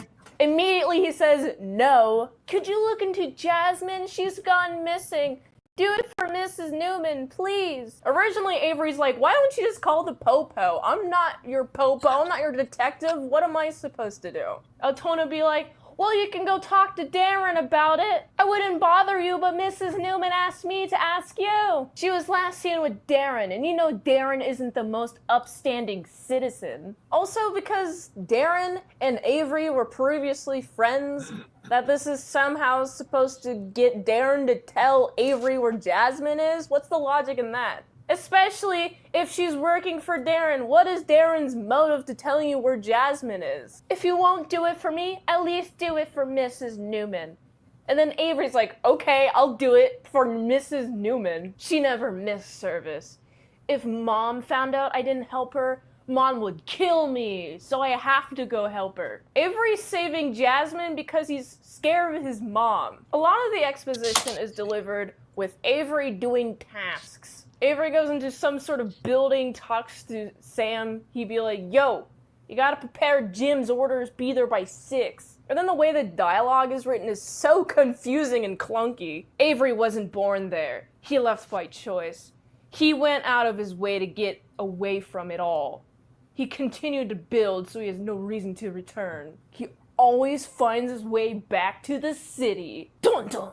Somewhere you would not want to be is the next transition. The police are following Yaira. Yaira notices and fights the police. The police be like, yo, Alpha Core, please come! And then while she's fighting the police, out of nowhere, the Alpha Core come, and this is before the splash page introducing the Alpha Core. So if you're not paying attention, you think, oh, are these police officers suddenly flying? And the fighting with the police officers versus Alpha Core is all on this page where all the panels are right next to each other, not in an interesting way. There's no visual indication to show that the Alpha Core has arrived, except for in one panel where the outfit looks like an Alpha Core outfit, and then I'm like, oh, Alpha Core is here. And then the next page, Alpha Core is there in this big old splash page. And I'm thinking, why wasn't the splash page before them fighting? Introduce Alpha Core before Yaira fights Alpha Core. Here's Alpha Core's names. Braxwell, Brian Solari, and Grio Valdez. Alpha Core told Yaira not to come back. Half a mile away. Avery drives the Darren's Club Merc. Avery parks in the back, talks to some security guards who be like, you're not supposed to be here. Darren comes out, he'd be like, whoa, oh my goodness, it's Avery, haven't seen you in a long time. Oh my goodness, we're best pals. Let me give you a tour of the warehouse. Let me offer you a job. Do you need a job? You must sit. Do it. Do it now. You're forced to sit, Avery. Sit. Darren forces Avery to sit. Then Darren goes on this whole spiel about how he and Avery were competing for the freshman spot on the team. How Darren was always getting that bag, while Avery was always middling around, just being a middling middler. After Darren calls Avery a loser, Darren talks about his empire that he has built. This ain't no entrepreneurship. No, this is not a regular business. This is an empire. Jasmine is super useful to me, and you are not. If you don't plan on working here, then you can just skedaddle. I don't have any use for you, Avery. So is Darren being fake nice? She's a grown woman. She can make her own decisions. Don't come back here. Don't come running around trying to snoop into Jasmine's business. She grown. Avery asks again, is Jasmine fine? And before Darren can answer that, the security officers come around him and start punching him. But Avery punches them back pretty easily, actually, defeats them all until the elite comes. This is also the part of the book where Avery punches a guy in his ribs. And in the first printing, there's a bunch of red. But he has since changed it to electricity powers, so it doesn't look like blood. Elite and Avery fight, and Avery gets his butt beat up by Elite. I don't know how Avery can lose as usual if this is their first encounter. Whoa, I didn't know you hired accepts. Meaning this is the first time I've ever met this person. Why are they talking like they've met before? Elite says, I'm gonna need you to bounce before throwing Avery through the air. It's implied that he's thrown a mile through the air before he hits Yaira smack in the middle of the air. They fall and then immediately start fighting. This part of the book was definitely structured to have Avery and Yaira. Pause it. I got it. Go back to where they meet up in the air. Oh, when Like they smash against the each image. other. Yeah. Yeah, the image where they smacked into each other. Right there. Okay. What is that arm?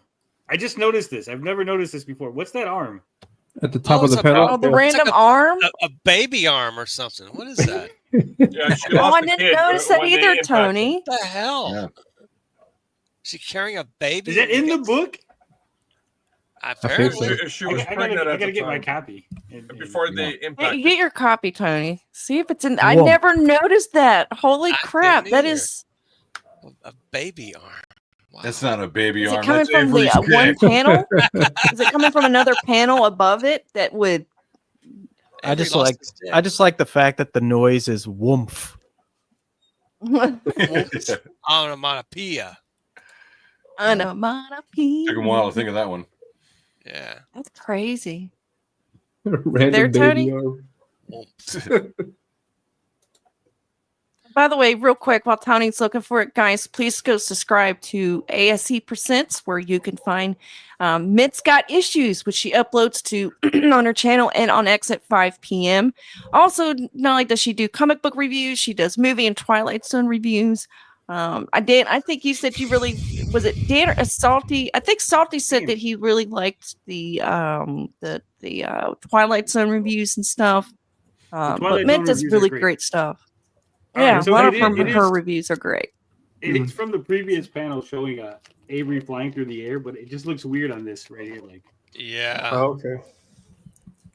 Wow. Okay. I was like, that what is the so fuck is that? odd. Yeah.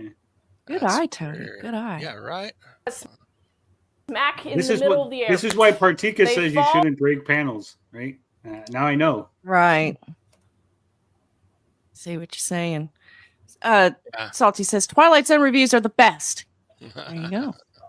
So go subscribe. And then immediately start fighting. This part of the book was definitely structured to have Avery and Yaira colliding in air. This is written like Eric July wants things to happen and not character motivated actions. He's taking his action figure little toys and being like, I want them to do this now. I want them to do this.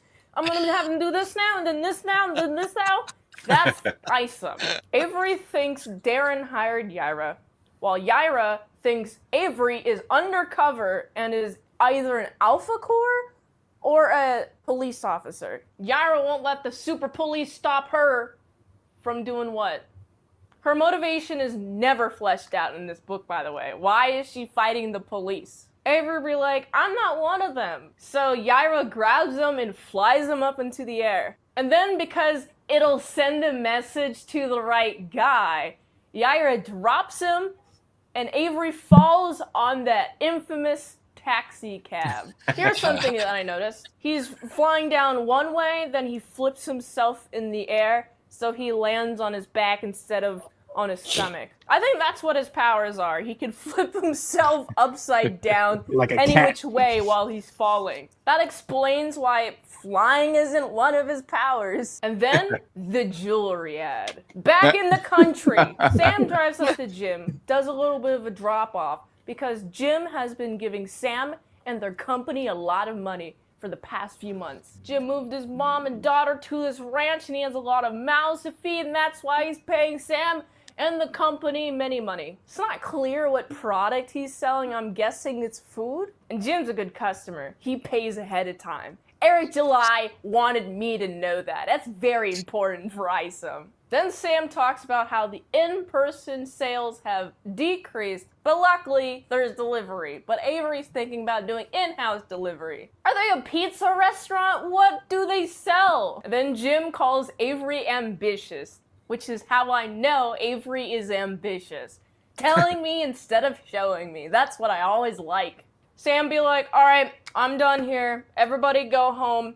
And then there's this one guy who stays back. He's like, I don't have anything to do. And Sam's like, all right, I like your work ethic. We're going to do some more work in. I'm going to train you to be the very best that no one ever was. Because we got to replace the boss. I'm like, what? Why? What's up with this conflict? You guys are already losing sales. You need somebody sabotaging the entire power structure of the business from within? Alliance Medical Northwest. Doctors are trying to figure out if Avery is an accept because the tests don't say that he's an accept, but he clearly is because he didn't die from that fall. I also learned that some accepts are documented, and Avery is not documented. Avery has an odd bracelet thing that they tried cutting off, but then later, Avery is shown to easily remove it from his ankle to his wrist. What is going on at this doctor's office? Do they not know how to take off bracelets? Maybe there's some locking mechanism that only Avery knows the passcode to, but that's not shown at all in this comic. Avery has escaped the hospital. He's walking completely barefoot. He's in a hospital gown, and he's on the weird side of town. He's going to his truck for clothes and a phone. That little bracelet thing, yeah, that's the ping people. His sister Altona gets the ping, goes drive towards him, and picks him up, and Altona, she be asking a lot of questions. How did you get this injured? What happened? Did you find Jasmine? Did Darren give you these injuries? Avery be like, please don't tell mom, don't tell mom. His mom's a real weakness. Altona now is like, let's just call the cops. I should have called the cops in the first place. But then Avery's like, no, we shouldn't get the police involved. This is too risky. If any police show up, Jasmine is going to get executed on the spot. The execution thing is what I added. It's actually a lot more boring than that. There's going to be trouble. Remember when Avery was like, let's involve the law?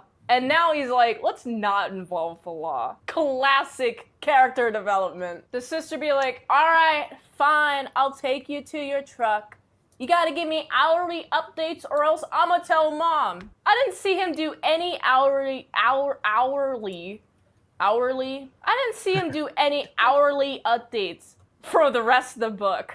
Avery leaves, and then the text box says, oh, I'm not even doing this for Jasmine anymore. I just want to beat Darren up because he disrespected me. I almost forgot about her. Oh, the person that I did all of this for, I just want to beat up Darren now because he kicked me out of his club. And then we're back on the farm. Sam's talking to that guy who stayed behind about how everybody in America takes advantage of farmers, how much of a career it is. Everyone's like, oh, food, that's just at the grocery store.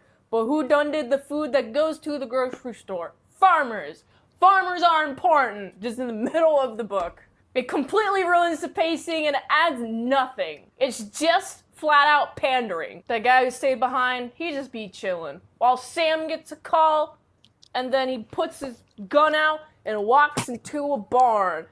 And then I don't see any update from Sam on this situation. Why does he have his gun pulled out? Later on in the book, it's not shown at all why he has his gun pulled out. Gun pulled out, walking into the barn. It's like this there's some sort of threat, but it's not shown. The page flip is Avery texting somebody. And for the rest of the book, this plot thread is never touched upon again. Avery was on the phone with Sam being like, oh, I'm glad that you stayed at the ranch, blah, blah, blah. I'll be here either tonight or in a few days. I'll see you later, Sam. Keep an eye on the ranch. But Avery's just loitering outside of this restaurant in his truck. So much so that a guy comes out and asks, hey, what are you doing? You could just eat inside. Avery's like, nah, I'm good. Avery then asks, well, have you been to Club Merc? No, that's way out of my price range, bro. That's like the best club ever. Avery's like, do they have chicks there? Well, they don't strictly have chicks like a strip club, but they definitely have escorts. But the way that the dialogue is written, it's always shady talk, always obfuscating what they actually mean.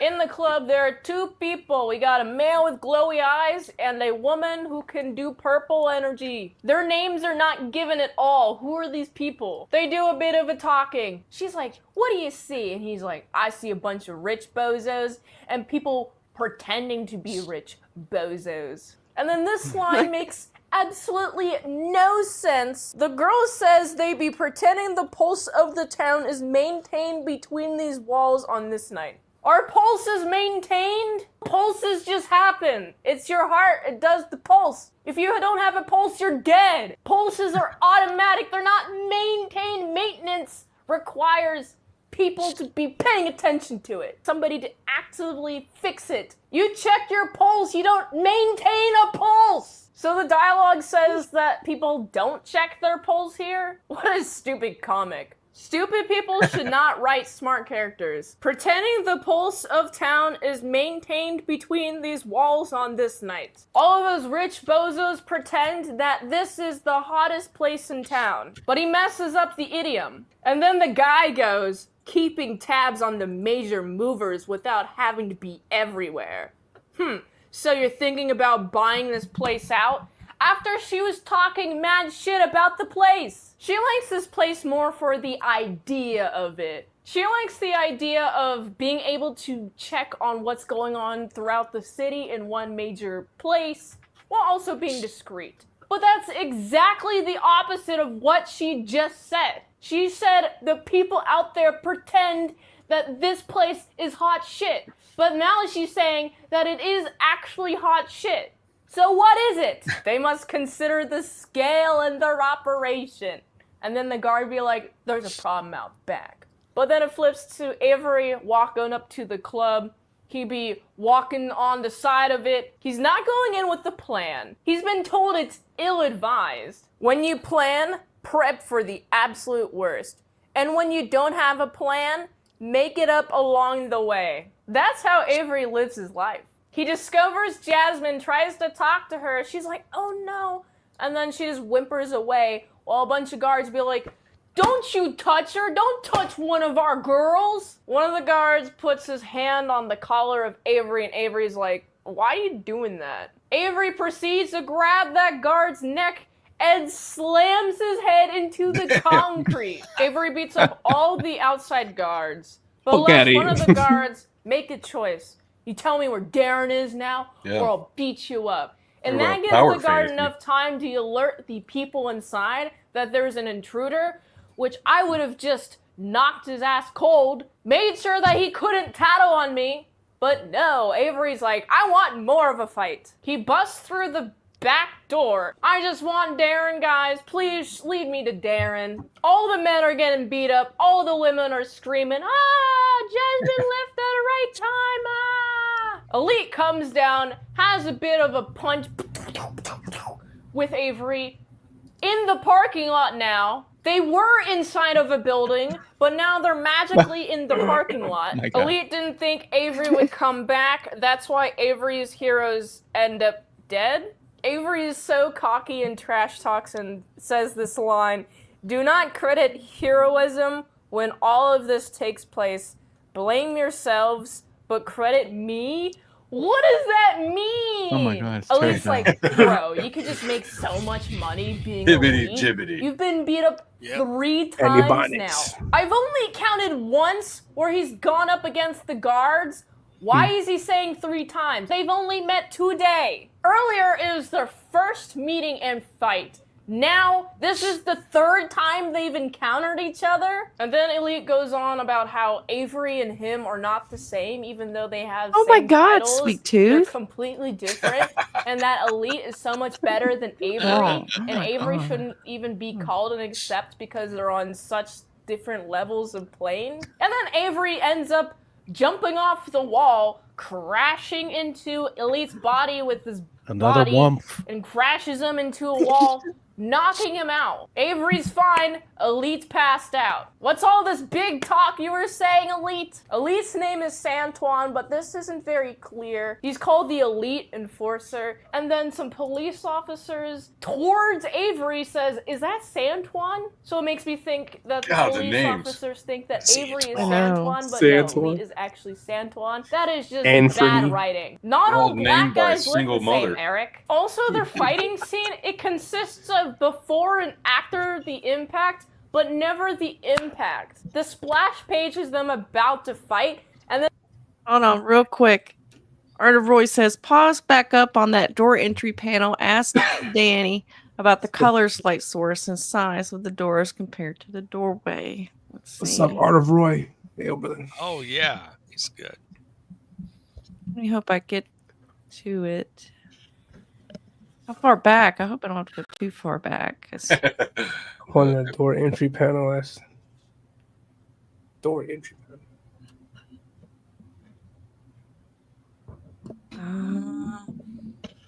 Hold on. Sorry, guys. Apologies. It's all right. Her cleavage helps the review, so you're fine. Yeah, okay, good. Good. Roy, is it this? Oh, shit. It's that.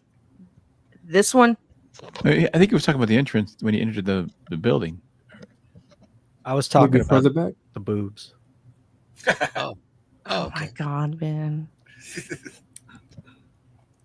All right, I don't want to. That's too far. Yeah. I'm sorry, crazy cat. Oh, right there. There it is. The light source. You said the light source. There we go. Size There we of the go. doors. Well, yeah, the light sources. I mean, well, if you had a light that was close to you, yeah, it could be that. That's actually correct. I think it's, the door looks weird and wide, but yeah. There you go. No, I don't see any problem with it. Supposedly 2 doors there. One to each side. Yeah. And They're the way not they were sized. laying didn't look right. All right, let's get back to it. Now, this is the 3rd time they've encountered each other. And then Elite goes on about how Avery and him are not the same, even though they have same titles. They're completely different. And that Elite is so much better than Avery. And Avery shouldn't even be called an accept because they're on such different levels of plane. And then Avery ends up jumping off the wall, crashing into Elite's body with his body, and crashes him into a wall, knocking him out. Avery's fine, Elite's passed out. What's all this big talk you were saying, Elite?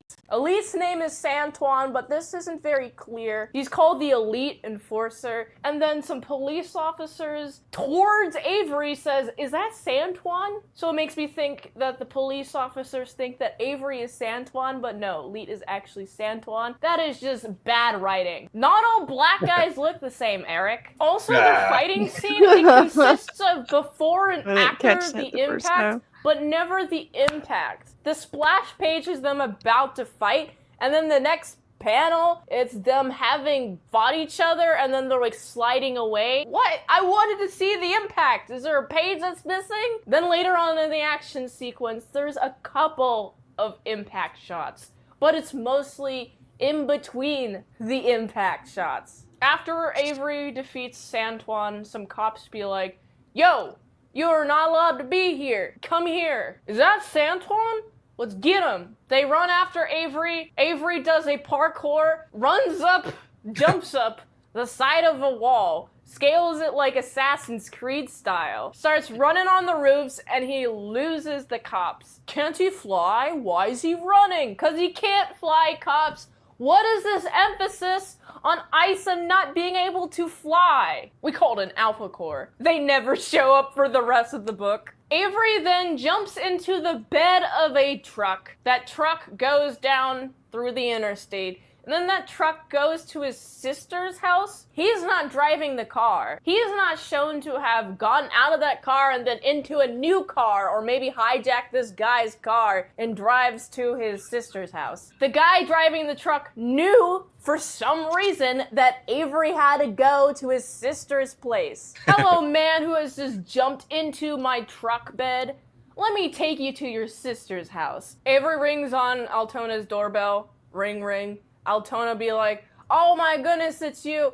I really regret having you be involved with any of this. I really should call the law boys. Avery be like, I saw Jasmine. The black guy She carjacked seemed him? Is that what distressed. happened? Altona's like, okay, He was we racist. should tell Mrs. Newman that we saw Jasmine, but I don't want to go too deep into this. Altona seems like a quitter when things get hard. Avery's concerned that Darren will go after Altona, and Altona is like, considering who I work for?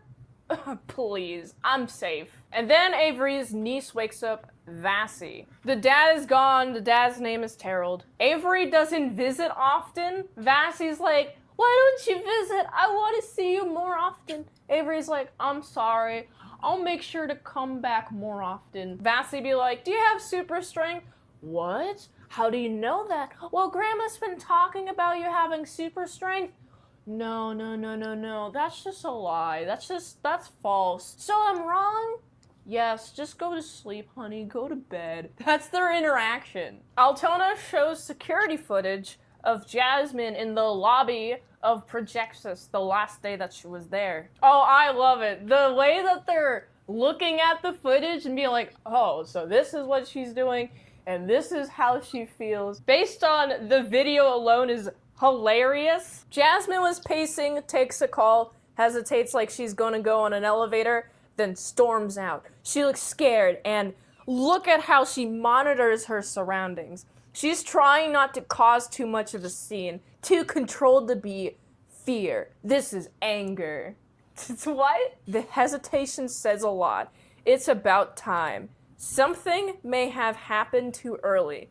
Something she thought she could hold off. Eric, do you read this dialogue out loud? This sucks. Avery doesn't care about who she was talking on the phone with, though. Oh, that's not important. It might be very important, actually. It might contribute to her emotions. Altona, please keep your gun on you, even while you're at work. The transition implies that she works for Darren, but actually she works for Projexus. So this is a terrible transition. The text bubble in the corner says, even at your work. The rest of the page is Darren plus a bunch of people at work having a big old meeting. In a good comic, that would be Altona's place of work, but it's not. Darren keeps on yapping about how he has made an empire, not an enterprise. Then he talks about how Avery's attacking their place over abroad. This means they can't handle him delicately. Quote, this would galvanize our enemies. Figurative meaning, galvanize often means to cause someone to become so excited or concerned about something that they are moved to take action. How would this galvanize our enemies? How would Avery attacking Club Merc over a broad make your enemies move in on your territory, make them go for action? The connection isn't set up at all. Plus, I feel the word galvanize is placed there to sound smart. Darren's gonna send a memo about Avery. Ooh, a memo. Email. Certain things ain't A off memo. limits. The next morning, Avery goes to the costume man, chats about how Avery returns stuff, how things have changed. Avery was one of the first costume commissions, and Costume Man has whole underground operation. And then out of the blue, the costume man starts talking about how he's going to protect his warehouse at any cost. And if you make a mistake, Avery, you're not going to be able to leave here. That's a threat, Avery. And Avery's like, got it, understood. Avery gets his old suit back. Why did Avery give him the suit in the first place? It's not explained. Costume Man be like, oh, I hate this design. This design sucks. I want to make you a new costume. What do you want to prioritize? Avery's like, fall damage, please. Go check the fit of that suit. See if the measurements are still the same. Avery goes into the changing room and comes out wearing the Isom suit. What a reveal! It's to check to see if this still fits so that the costume man can make a new, better suit. What a terrible reveal. Somewhere near Florida, Norfolka is performing a boring and lyrically uninteresting song at a concert. Here's that song. The angels have fallen. My allies are beaten and broken down. I shed not a tear. After all, this is why we are here. A war we were not supposed They're to singing win. Glorious Death. So if I'm Eric to July. die tonight, I'll kill every demon that stands in my sight. Go! And the crowd leaves. They're loving it. Oh my goodness. Did you guys hear that line?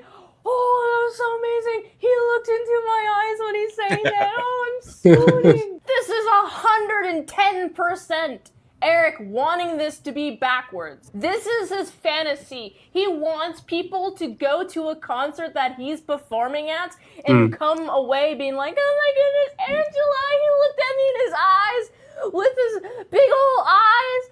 Wow, you stared at me. Yeah. He wants that. Now that I'm on the subject, this entire book is just Eric July's voice. Then Norfolka people are talking about how they feel a presence of some sort. They're not at all clear on what they feel. They just feel some sort of presence. Abnormal occurrences. There's some threat that only they can comprehend. Whoever they is, they're not very stealthy, but they're also very worrisome. They might need to cancel the tour, guys. Oh no! Norfolka, that's my favorite band. Don't cancel, please. Then a guy who's levitating with a bunch of green energy around him is like, you guys, let's just do nothing. We gotta wait. Here's the cavalry line, by the way. We just need to stay alert. We cannot risk calling in the cavalry quite yet.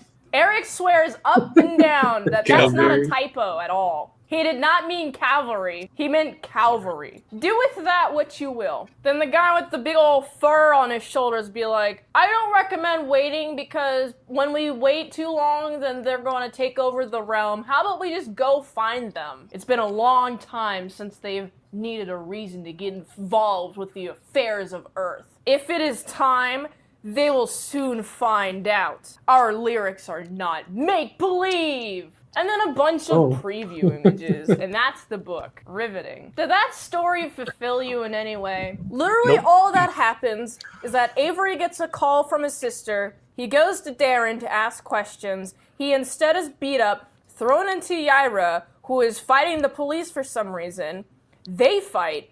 Yaira throws him into a car. He leaves the hospital to get a phone and clothes, goes back to Darren's club, beats up his guards, defeats guy who defeated him earlier, runs from the cops, rides in back of truck to sister's house, chats, leaves, goes to Costume Man, and tries on his suit. That's literally all that happened. That's enough of the story. Now it's time for art. All the 3D models make all the poses stiff, boring, uninteresting, and not dynamic whatsoever. Bad paneling with bad pacing. Most of the action is in between moments. Also, lots of people standing around and talking. The shading is mad inconsistent. The lighting is mad inconsistent. Oh my goodness. The coloring is garbage. I hate the coloring. The characters move around in the world with no motivated reasoning. Like how when Avery was in that building and then suddenly is in the parking lot outside. The transitions are just so jarring. The backgrounds are inconsistent and it makes it hard to map out the scene, makes it hard to map out the environment. The panel layouts are very annoying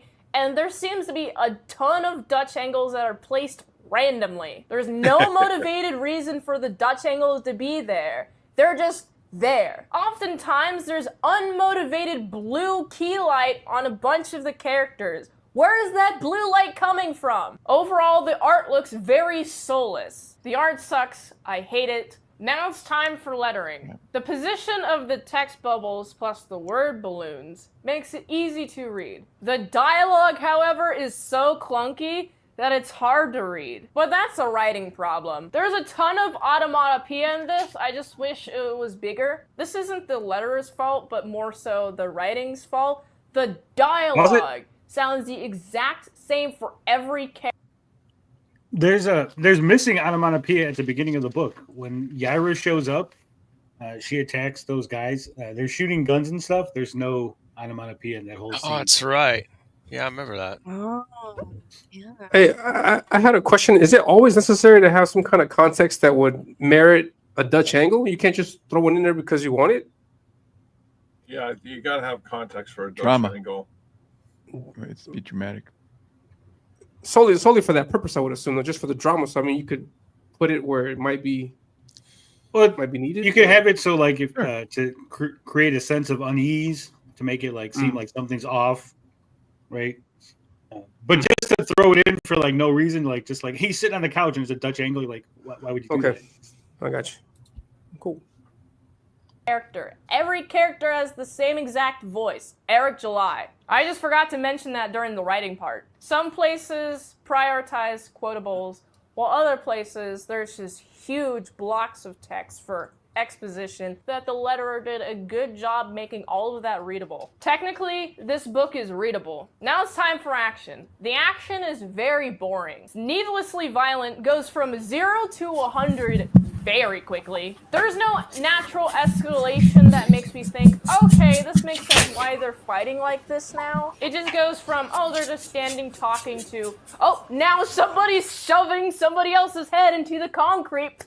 I mean, that's how Eric thinks confrontation works. Immediate escalation as much as possible. If someone makes fun of you online, call the cops. The conflicts are very stupid and petty. A lot of the book is violence with reasons to commit violence in between all of the violence. Avery crashing into Yaira and into the car are very important for some reason. Now it's time for drama. In between moments of Avery being a bad person and the Jasmine thing, several details are introduced and never followed up upon. The guy at the office from the beginning, the guy working late at the ranch, and the Jasmine thing isn't even closed. The ending is Avery trying on his old suit instead of figuring out what's wrong with Jasmine. Oh, Jasmine seems scared. Time for me to go to my costume guy and get my suit. It's not a TV pilot. You can't just open a bunch of plot lines for no reason. You have to tell a story in every book too. There are 3 distinct rants in this one. How people take advantage of the farmers, how Darren is creating an empire, and how the costume guy needs to protect his warehouse. If you read Isom, you get a really clear picture of Eric July's psyche. You get a look at what he really values, his warehouse. What does this book get on the sound scale? Story. Oh my goodness, it's just a series of happenings. The characters don't motivate the plot at all, and it's very dependent on there being future books. This book shows that Avery's not a guy I want to root for, but somehow I'm rooting for him. Overall, it's a huge mess, and it just feels like an excuse to have Avery fight Yaira and for Avery to get thrown into a car. It's a backdoor pilot for Yaira, Alpha Core, and Norfolka. Plus, there's so much filler. Half of it doesn't need to be there. And it ends where most stories' first acts would end. This is supposed to be the ill-advised trilogy. We'll have to see if it gets any better or ties any of the plot threads up. But remember that The Godfather is a great movie on its own, without the other 2 parts. It's important that these things stand alone and as part of a larger arc. This story sucks. I hate Avery. I hate Jasmine. I hate Altona. I love Darren. I'm gonna give this story, it's a 1. Art. It's ugly. The models are very stiff. Technically correct anatomy, but that's because it's 3D models. Of course, the anatomy of a 3D model would be perfect. You're taking a 3D model and putting it on the page. The art is so soulless, very inconsistent. There's so many art errors, and overall, I just hate it. The only good thing I could say about this art is that the 3D model's anatomy is correct. I'm gonna give the art, it's a 1. Letters. It's readable. I like the placement of all the text boxes and the word bubbles. The onomatopoeia and the names are too small for me, but I'm appreciative that they're there. I don't have to stop and move my eyes to get a read of the dialogue direction because the text bubbles are put pretty flowily across the page. However, I did notice some typos, but I think that's mostly a writing issue and not the letterer's issue. So I'm gonna give it It's like a 3. I Those just ain't don't know if typos. the Eric typos are Mason. in the script or not. Action. Oh, it's so bland. Oh, it's so awful. I hate it. We got moments of people standing around and talking, and then sudden action moments happen, and they're super violent. I feel like all the writing is to set up characters fighting each other, but that's not even a majority of the book. That's probably like a third of the book is people fighting. All the fighting feels uninspired. The action makes me want to go to sleep, and I get super confused reading it. Always in the in-between of action moments. It's never on impact. It's I always, have ya. oh, we're gonna get it. We're gonna get each other. And then, oh, we already fought each other.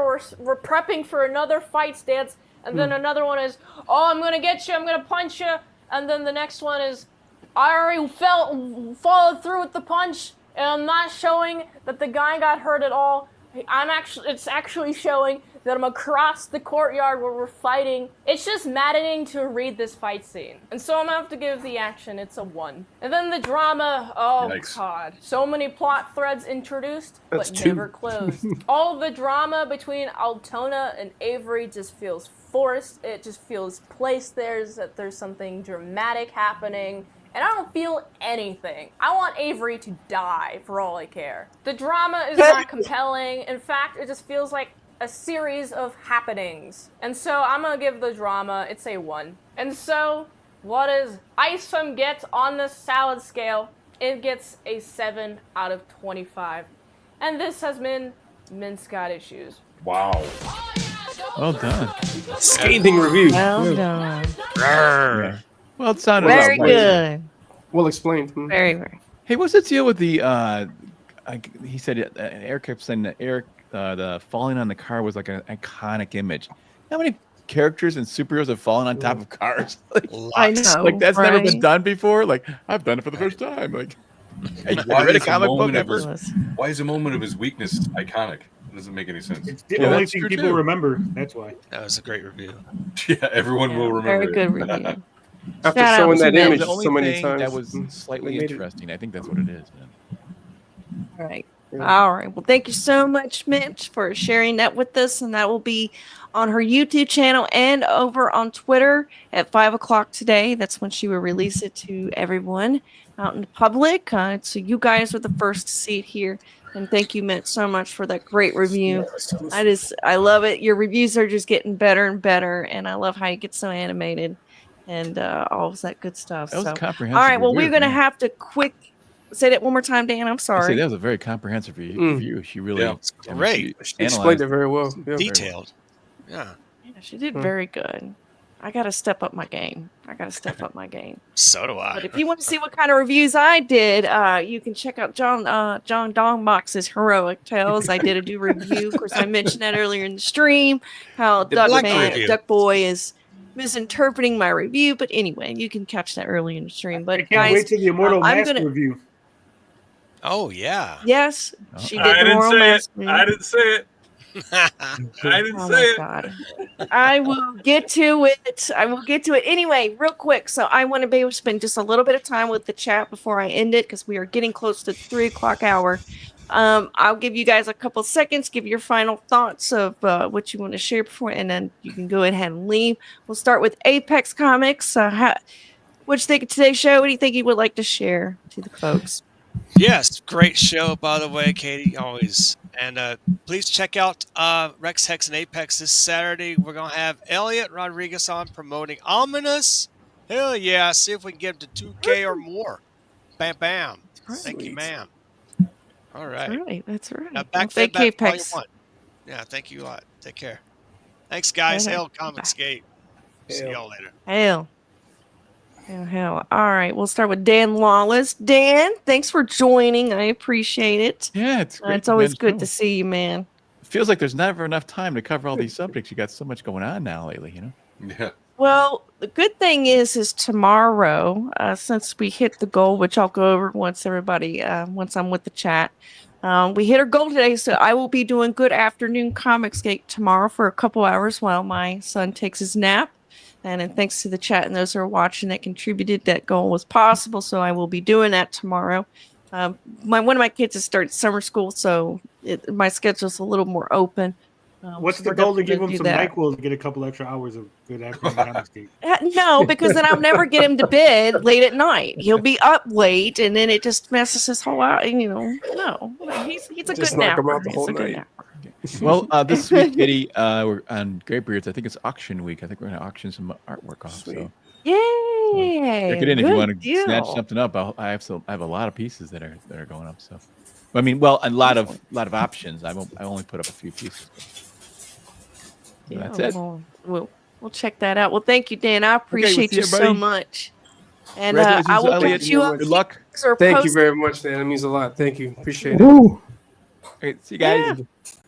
Right, Be bye. safe. Dan. Thank you, Dan. Take care. Later, Dan. Appreciate you. All right, Elliot. Anything you would like to share before I let you go? Yeah, no, just wanted to say thank you very much, Katie, for giving me this platform, this time, this space to talk about the book. Thank you very much to the chat. Thank you to ComicsGate for making this a reality. I wasn't expecting this much support, but I'm happy that I'm getting it, and I'm not going to disappoint.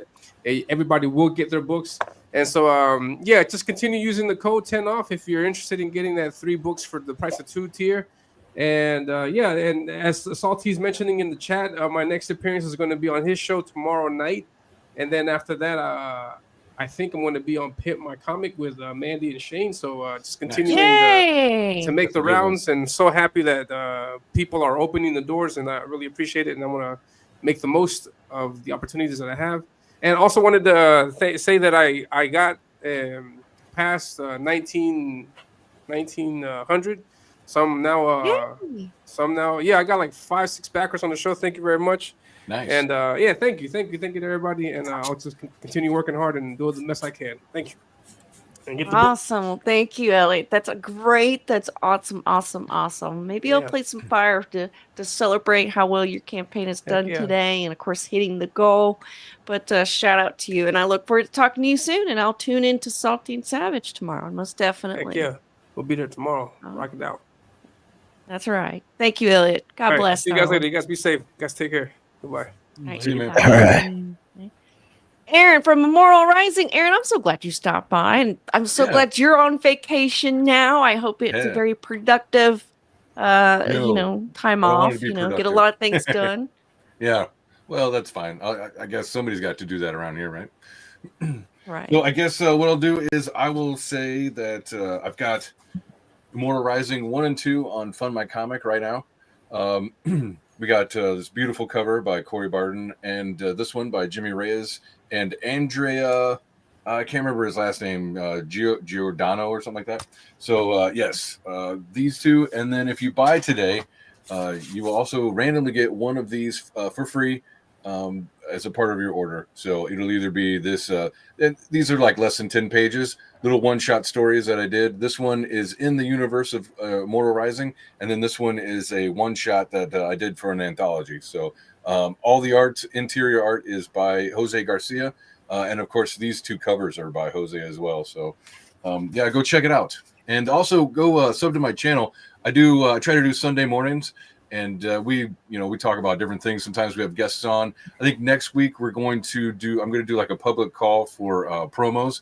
So anybody that sees the post on Twitter, just drop your project in there. We'll go through. We kind of vote on which one we want to talk about the most, or one that we like, and then we'll do a little promo of it on the show. So come check me out. Go to immortalrisingcomics.com. It's my link tree. It's got a link to Fund My Comic. It's got a link to my shirt store. You can get one of these. Yeah, I love the shirt.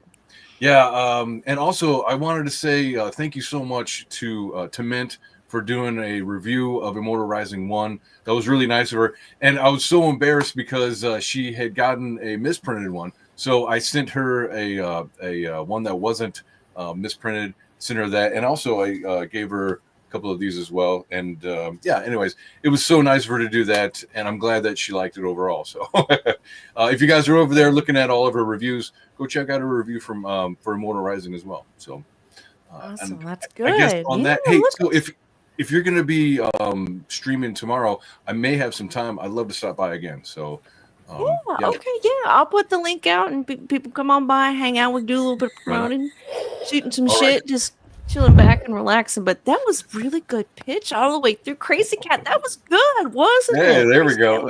I want to keep it fast because I know Crazy Cat has, he's a taskmaster. He's like, keep going. He's the coach of the chat, but no, Yeah. great job. And I'm looking forward to eventually reading it too. And yeah, on. guys, go check out Mint's review of that. And Aaron, I will catch you soon, darling. Yep. See you guys around. Bye. See ya. Bye. All right, Frog Tony, you're next. Anything you would like to share with the folks before you go? And I'm glad you came by. Like, it was such a nice surprise to have you come by, Tony. Thank you. No problem. I'm always, like I said, if I'm taking off of work or around, I'll always hop on. But tonight we're going to go over the Rippaverse Street Team. We got the application form, so we're going to see what that was all about and go over that. We got some other stuff, talk about the Liam situation and why I believe in Liam Gray. Guys, Liam is not out there striking channels just willy-nilly or just for the funsies, right? If people are making criminal accusations against him, I guess it's within his right to not want that out there, right? So we'll discuss all that and other fun Rippaverse topics tonight. So tune in; it'll be great. Yay! Well, awesome. Thank you, Tony, for stopping by. Same frog time. Yeah, that's right. All right, thank you, Tony. Appreciate you, darling, and I'll catch you later tonight. I'll be watching. Take it easy, everybody. Bye. Oh. Sorry, I meant to. I was going to take. All right, George, real quick. I see you have something back here. Let's play. We have another. Say brick. your few words. Another brick from Critical Blast. Shout out Critical Blast. Catwalk, Teresa struts her stuff, but the fame and attention just isn't enough. When the darkness descends, turning day to night, she takes to the skies with a blinding light. She's a sight to behold, sexy and powerful, brazen and bold. She's turning up for the fight, rooting out evil and shining so bright. This brick and many more bricks are available at criticalblast.com. 1,000-page books, 800-page books. We have our next 1,000-page book that's going to be coming out in about a week, and that one's going to actually blow everybody's head away. It's going to be huge. The key word to that book is Wolverine. You will be absolutely thoroughly surprised. The comic book world will actually have a. They're going to take a spit take in a good way. It's going to be huge. So this and many more. Back, guys. Hardcover, soft cover, and digest size or manga size, if you like to call it. So you have different formats if you like. It's amazing, absolutely amazing. You know what? While we're at it, I'll show you the other brick. Electric bolts from a stormy sky, leather wings of a dragon's flight. A psychic sword cuts through the night, a fiery heart standing ready to fight. Southern nights, they rise and soar. God in the south, yeah, they're ready to roar. From the shadows to the shining lights, that they'll protect you day and night. Southern nights. Yeah, and that's like 1,100 pages. 1,100 pages. And here's the other brick.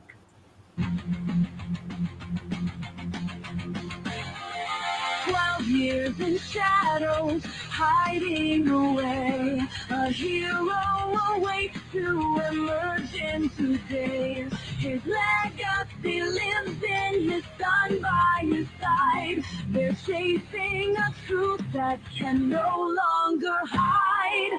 Captain Thunder and Blue Bolt, this is where the storm begins. Fighting unfairness and clearing his name. Lightning strikes and justice wins. All these books are available at criticalblast.com. TentacleBlast.com, all of them. And fellow comic skater. In a world where terrors creep, monsters need their beauty sleep. Dr. Black with steady hand heals the beasts across the land. Vampires and creatures of the night find their savior in Black's light. No more horror guaranteed, thanks to Monster MD. And because of our great president doing such a great job.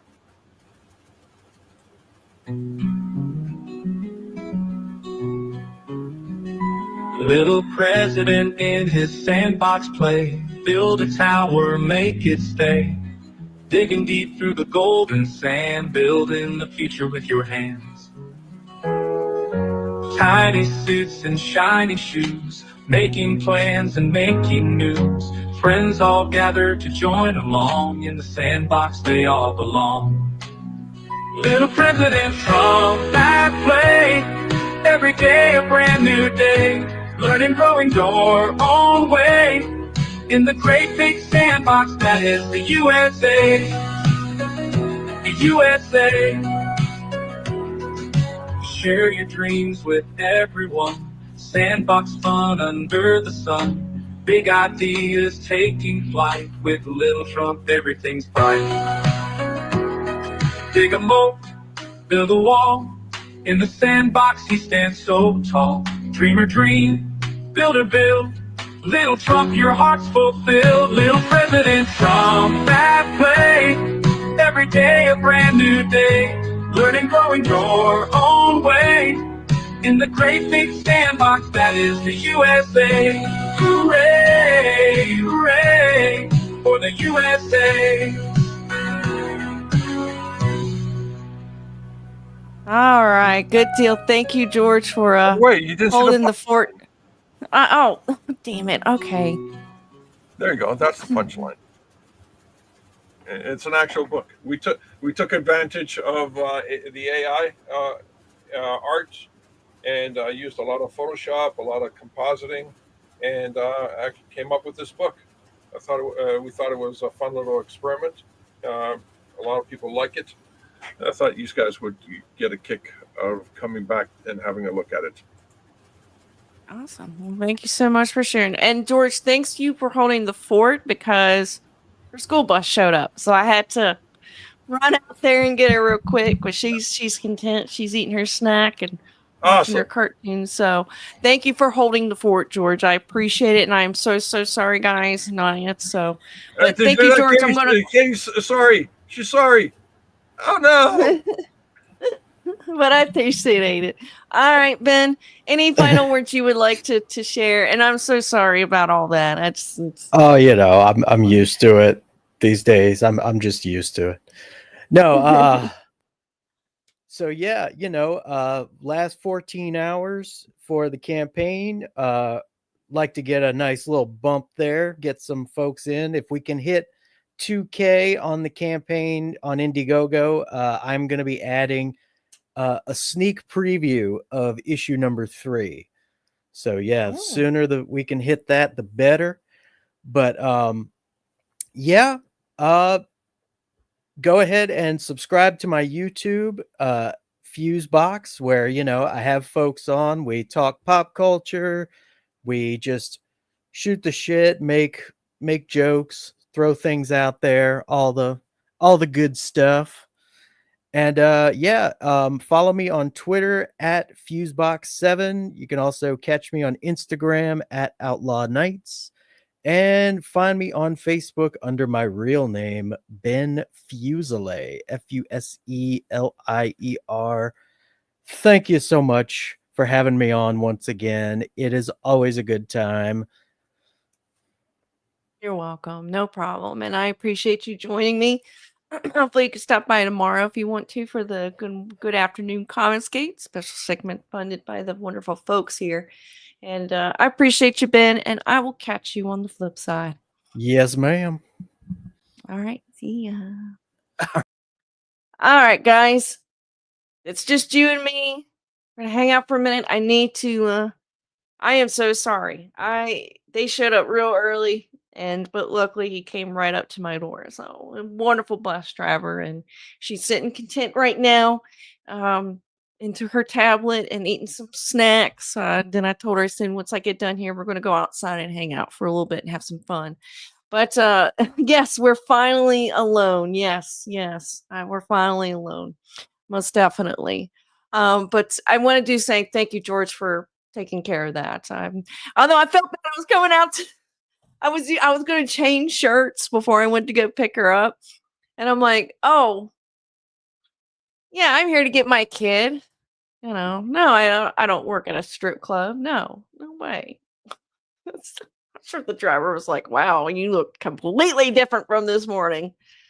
Oh my goodness. But anyway, real quick, I do want to give a special shout out to, let's see here. I know I got a super chat here from earlier from Wrangler for the 420. Thank you so much for that. I couldn't remember if I gave you a shout out for that, but thank you so much. And of course, Tiki the Mighty gave a donate over on Kofi and broke the goal. So we will have good afternoon ComicsGate tomorrow. So be on the lookout for that. I will set the stream probably like 12:30 Eastern Standard Time. But if I'm able to get him in, and if he's taking a nap, takes a nap a little earlier, or a little early, I'll just pop right on. But so yeah, thank you guys. I appreciate it. So let me bring it up here for Tiki the Mighty to give him a wonderful shout out for supporting the channel. I do appreciate it. And he says for the goal. So thank you so much, Tiki Mighty, for the generous $10. Appreciate it. That is not cheap. And I thank you guys so much. And you know what? I'm going to play this song to say thank you to everybody who contributed to the goal so I could do a show tomorrow. I appreciate it. You guys are awesome. And this is.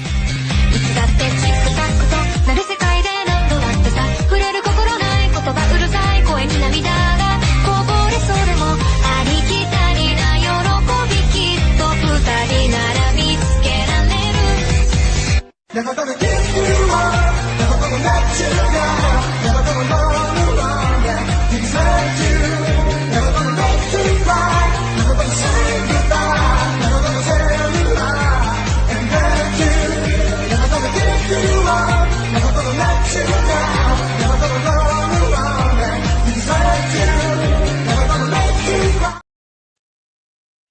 There you go, guys. So thank you so much. Yeah, I am very thankful. Tiki Mighty, thank you guys for contributing to the channel today, mainly through Kofi and also those that supported through YouTube. Thank you guys for the support and donations. I know that life can be a little hard. People are living paycheck to paycheck, and I know that things are expensive, and but the fact that you support the channel, you're supporting me and my family. And so I greatly do appreciate that. And of course, with the new PC, I'm thankful for that. It was money well spent, and I appreciate you guys putting your hard-earned money into me. Maybe that's why I'm very protective of ComicsGate, because there's so many wonderful people here in ComicsGate that, you know, really supported me and helped me through some really tough times, and that's why I don't feel like I could ever turn away from CG. That's why I guess I'm protective. I'm a protective of the people that you saw on panel. Like, these are the type of folks I love to promote and have on, including so many others out there that have come by the show before. Just all around some lot of really great people here in ComicsGate. And I said this on CG Church yesterday, near the end. But I know ComicsGate is not perfect. We have to admit that there are some things that need to be fixed, things that we could do better at. And so my goal is to provide great content, great shows for you guys, help people get backers, focus on the entertainment and the promotion. And yeah, we do a little bit of detracting, but we really try to find a way for everybody to come and join and hang out and have a really good time. You guys make it all possible, and that is why I'm very thankful for ComicsGate. And I will say it again, like I say it many times. You got people out there that says, all with this Kickstarter, nobody in ComicsGate will support anybody that has a Kickstarter. They're boycotting. Maybe then, but now, yes, there are individuals who are boycotting Kickstarter, but and maybe some people like John Malin that doesn't want to promote anybody with Kickstarter, including Ethan. Um, and for good reasons too. That's their opinion and their reasons. I have promoted someone with Kickstarter before, um, and so it's. I'm just so tired of hearing like the bull crap, just the spewing of nonsense of CG does this and does that. You guys pick on creators. You guys make fun of attack other comic creators and fans, and it's all this. I'm so sick of fucking hearing it. I'm so sick of it. And if anybody lets somebody spew that shit and not say, whoa, whoa, whoa, whoa, whoa. Chill out, bro. That's not what's going on here. Um, but to each their own. I don't know. I know when I was on break, I had to learn about some people that that is very upsetting. But I try not to have tribalism. I don't like doing guilt by association, but I'm having some difficulty with some of that. It's normal as us humans, we have that reaction, and people we really appreciated and admired. Just a lot of things are kind of a lot of masks are coming off. I'm noticing there's a lot of just little things that really it's disheartening because it's I don't know. But I stand by ComicsGate because you guys have been amazing. Like, my God, like it would have taken me a month or two just to get this PC running, like to get a PC to have this kind of setup. It would taken me a while, and you guys gave it to me instantly. People are like, "Oh, you should have canceled your vacation and paid for it," or some people like Vicky who likes to screenshot my stream from last Monday and say, "Oh, she fooled a bunch of people. Look, she was so hard up and didn't have money to get a PC, but here she is on vacation." And it's like, no, Vicky, I've already told people about the vacation situation. We have already saved up and paid off saved up for that vacation, and we're not going to cut into those funds. For my needs, my children's needs come before anything else. And if I was willing, and if I was going to have to go 2 months without anything, that was just the way it was going to be. But ComicsGate, you guys really came out and supported that, so I do appreciate it. But no, it was a great vacation. It was great. It was a lot of fun.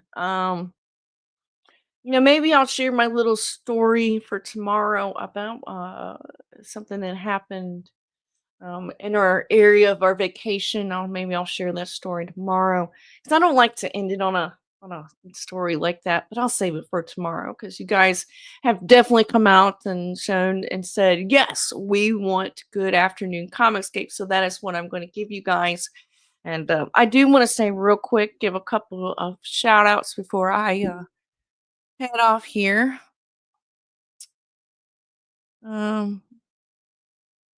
Let's see. Let me pull them up here. Give me a second, guys. Crazy Cat's like, yeah, save it. I thought that so too. All right.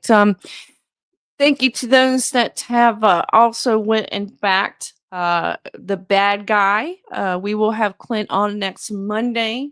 We will have him on. We'll promote. We'll get to know him a little bit more, and maybe hang out, watch some special clips or something. But I do plan to try to get Clint to come in next Monday. Hopefully that works out. If that does not work out, then we can always do CG after dark.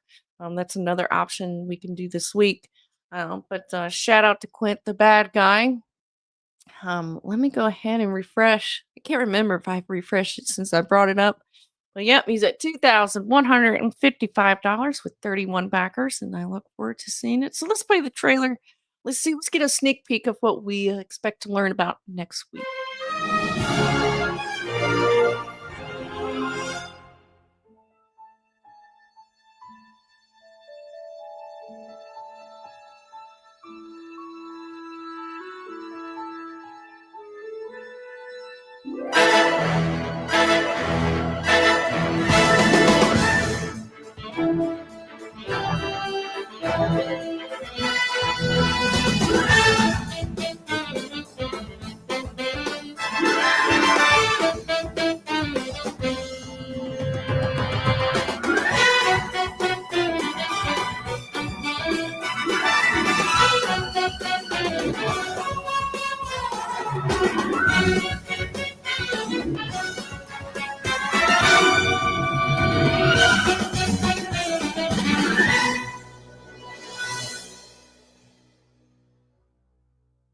All right, so there you go, guys. Go and check it out.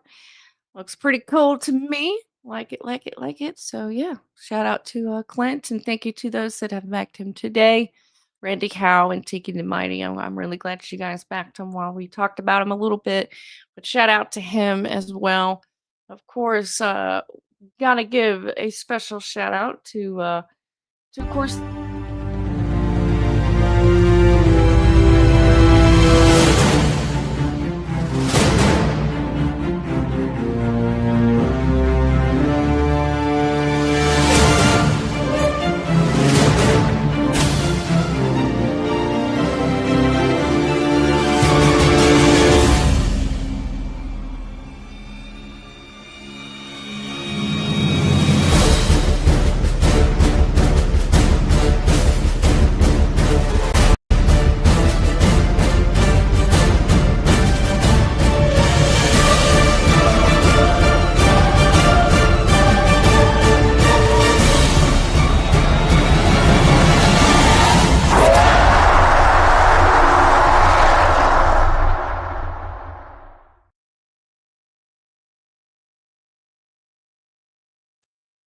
So there you go. That is Demifoot Urban Sasquatch, part man, part Cryptide, all hero, and it all begins right here by Darren Wagner and John Dillard. Right now, he's at 1,669 with 19 backers. Guys, go check it out. We had Darren Wagner on 2 weeks ago. Hopefully, we'll have him on again real soon. Check out his campaign, do a little bit of promoting, and also shout out to Darren Wagner. So there you go, guys. Like I said, thank you to everybody that's been a great contributor of today's show. You know what? Shout out to the people here who love this community and love ComicsGate. And as I said earlier, I'm willing to support anybody if they're hardworking, just down to earth good people, and they're not pieces of shit, and they're not assholes, and they've got a great story and beautiful art, and they want that promoted. I am there to promote it. I'd be happy to. Of course, I'm going to have to do some background checks, check some people, make sure that who I bring on um, will be to your satisfaction, Chad. You deserve that. Like I said, a lot of things are changing. I have to go ahead and pull the plug on the anime show that I was originally doing every Saturday. I just temporarily. It will come back. I just don't know when. I've just got to find a right day during the week. Part of me is thinking of either Tuesday or Wednesday. Although Wednesday there's a lot of shows going on, so I'm pretty much probably thinking maybe doing Tuesday night for the anime show. Like I said, I'm not sure for right now. I'm just gonna just kind of want to see what happens. Just gonna take some time off. The format is going to change a little bit too. I've closed down the green room, so that is no longer being in used. Just kind of pulling the plug on it completely because I want to make sure that when I come back, I want to give you guys a great anime show. And yes, I do want to do one with Michael Ferrer for the Red Line review, and that will be the first time when I come back. That's when you're going to see a different anime show. Things are going to change, and they're most likely will be happening on Tuesday nights. Now, CG After Dark is a hit and miss, but I do try to at least stream it once a week for CG After Dark. Who knows? Maybe Wednesday night, like late Wednesday night or something. But either way, if anything, maybe Saturdays. It just depends. I kind of go week by week. As a mom with 2 young children, I never know what my schedule's going to be or what my day is going to be. Yeah, I did go to the beach day, ma'am. That's right. Yes, I did. And so I just, a lot of with things that had happened right before my vacation, and seeing some of the masks slip off on some people while I was on my vacation, and especially when I came back, is definitely made me really take this very serious in the sense of just not letting everybody on. I'm going to be particular. I do have my walls up. I will say my walls are up for right now. I have thrown cement concrete onto the walls to hold them tight and keep the wall up, just because of, you know, just kind of things that have happened. And yes, I got a sunburn, but it turned into tan. Turned into tan. Okay. Shut up, Jay. Shut up. I got a tan. I mean, I'm so tan, really. My butt is white. Like white. I have tan lines. But I'm just things are gonna change. I'm gonna be careful who I am upon, and I don't know. It's just I know that CG's kind of hitting a little rough spots, and there's a lot of stupid shit going on, and um so I just appreciate everybody in CG and indie community itself for just understanding where I stand, and that's why I'm gonna do my best to make a difference in ComicsGate. Not only do all that I've been doing, clipping some assholes or clipping some of the good stuff like we watched this morning. Um, I want to bring awareness of hoping that a lot of people in ComicsGate consider the next generation. We really should focus on all ages books, or books for teens. I know that we have our preferences, but really it's the kids. Whether we do it digital or we do it physical or we do both, we really need to think about the next generation. I want my kids to enjoy these books, and I'm glad I've collected a lot of these books.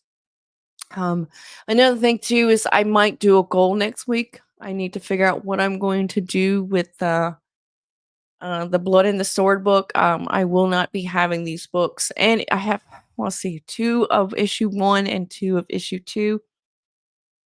They're no longer going to be in my house. I'm sorry, I don't feel like my children need to read a book from a man that hangs out with a bunch of people that's trying to destroy their mom and their family life. So no. So I don't know. I don't know if I'll burn them, maybe auction them off or give them away. I don't know, but they're not going to be in my house. So, guys, comment on the stream. Let me know what you think I should do. Crazy Cat wants a fire stream. I mean, we can make it work, but I'm gonna leave it up to you guys. But one way or another, these books are getting out of my house. I do not want them here. They're just bad juju. And yes, I did. I went to the beach. I'm tan. I don't know why this the camera is making me pale as complete, but when I look down, like I am tan. Fire up the barbecue. Well, we'll see. I might set a goal for that, because it might rub some people the wrong way of me burning books. But I'm sorry. The only thing I see if I'm burning is somebody who has stabbed me in the back, and I don't want my kids reading their books. So one way or another, getting out of here. The shirts, I can give those away, but they're small. Somebody wants a small Blood in the Sword shirt. I love Mango, and that's the hard part. I don't want to give up Mango because I did like Mango. We'll see. Haggy, thank you for the Canadian 5. He says, told you, Hell Katie, thanks for what you do. Well, I appreciate that very much. Let me go ahead and play a clip for I you. just had some things to get off my chest. Unannounced appearance.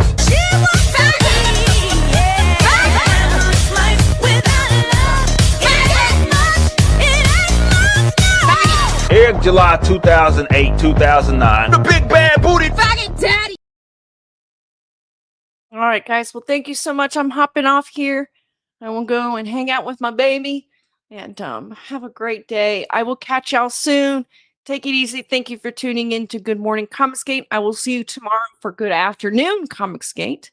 be on the lookout for me putting the stream up. Be sure to hit the notification button and also subscribe over Rumble. And thank you to everyone for the wonderful Ko-fi donations. I greatly appreciate it. I love ComicsGate, and I don't care what anybody says. I'm a proud member here, and I'm proud to be a promoter, not just for ComicsGate, but for the whole indie community in itself. And nothing will ever change that. Thank you, ComicsGate. I will see you soon. Bye.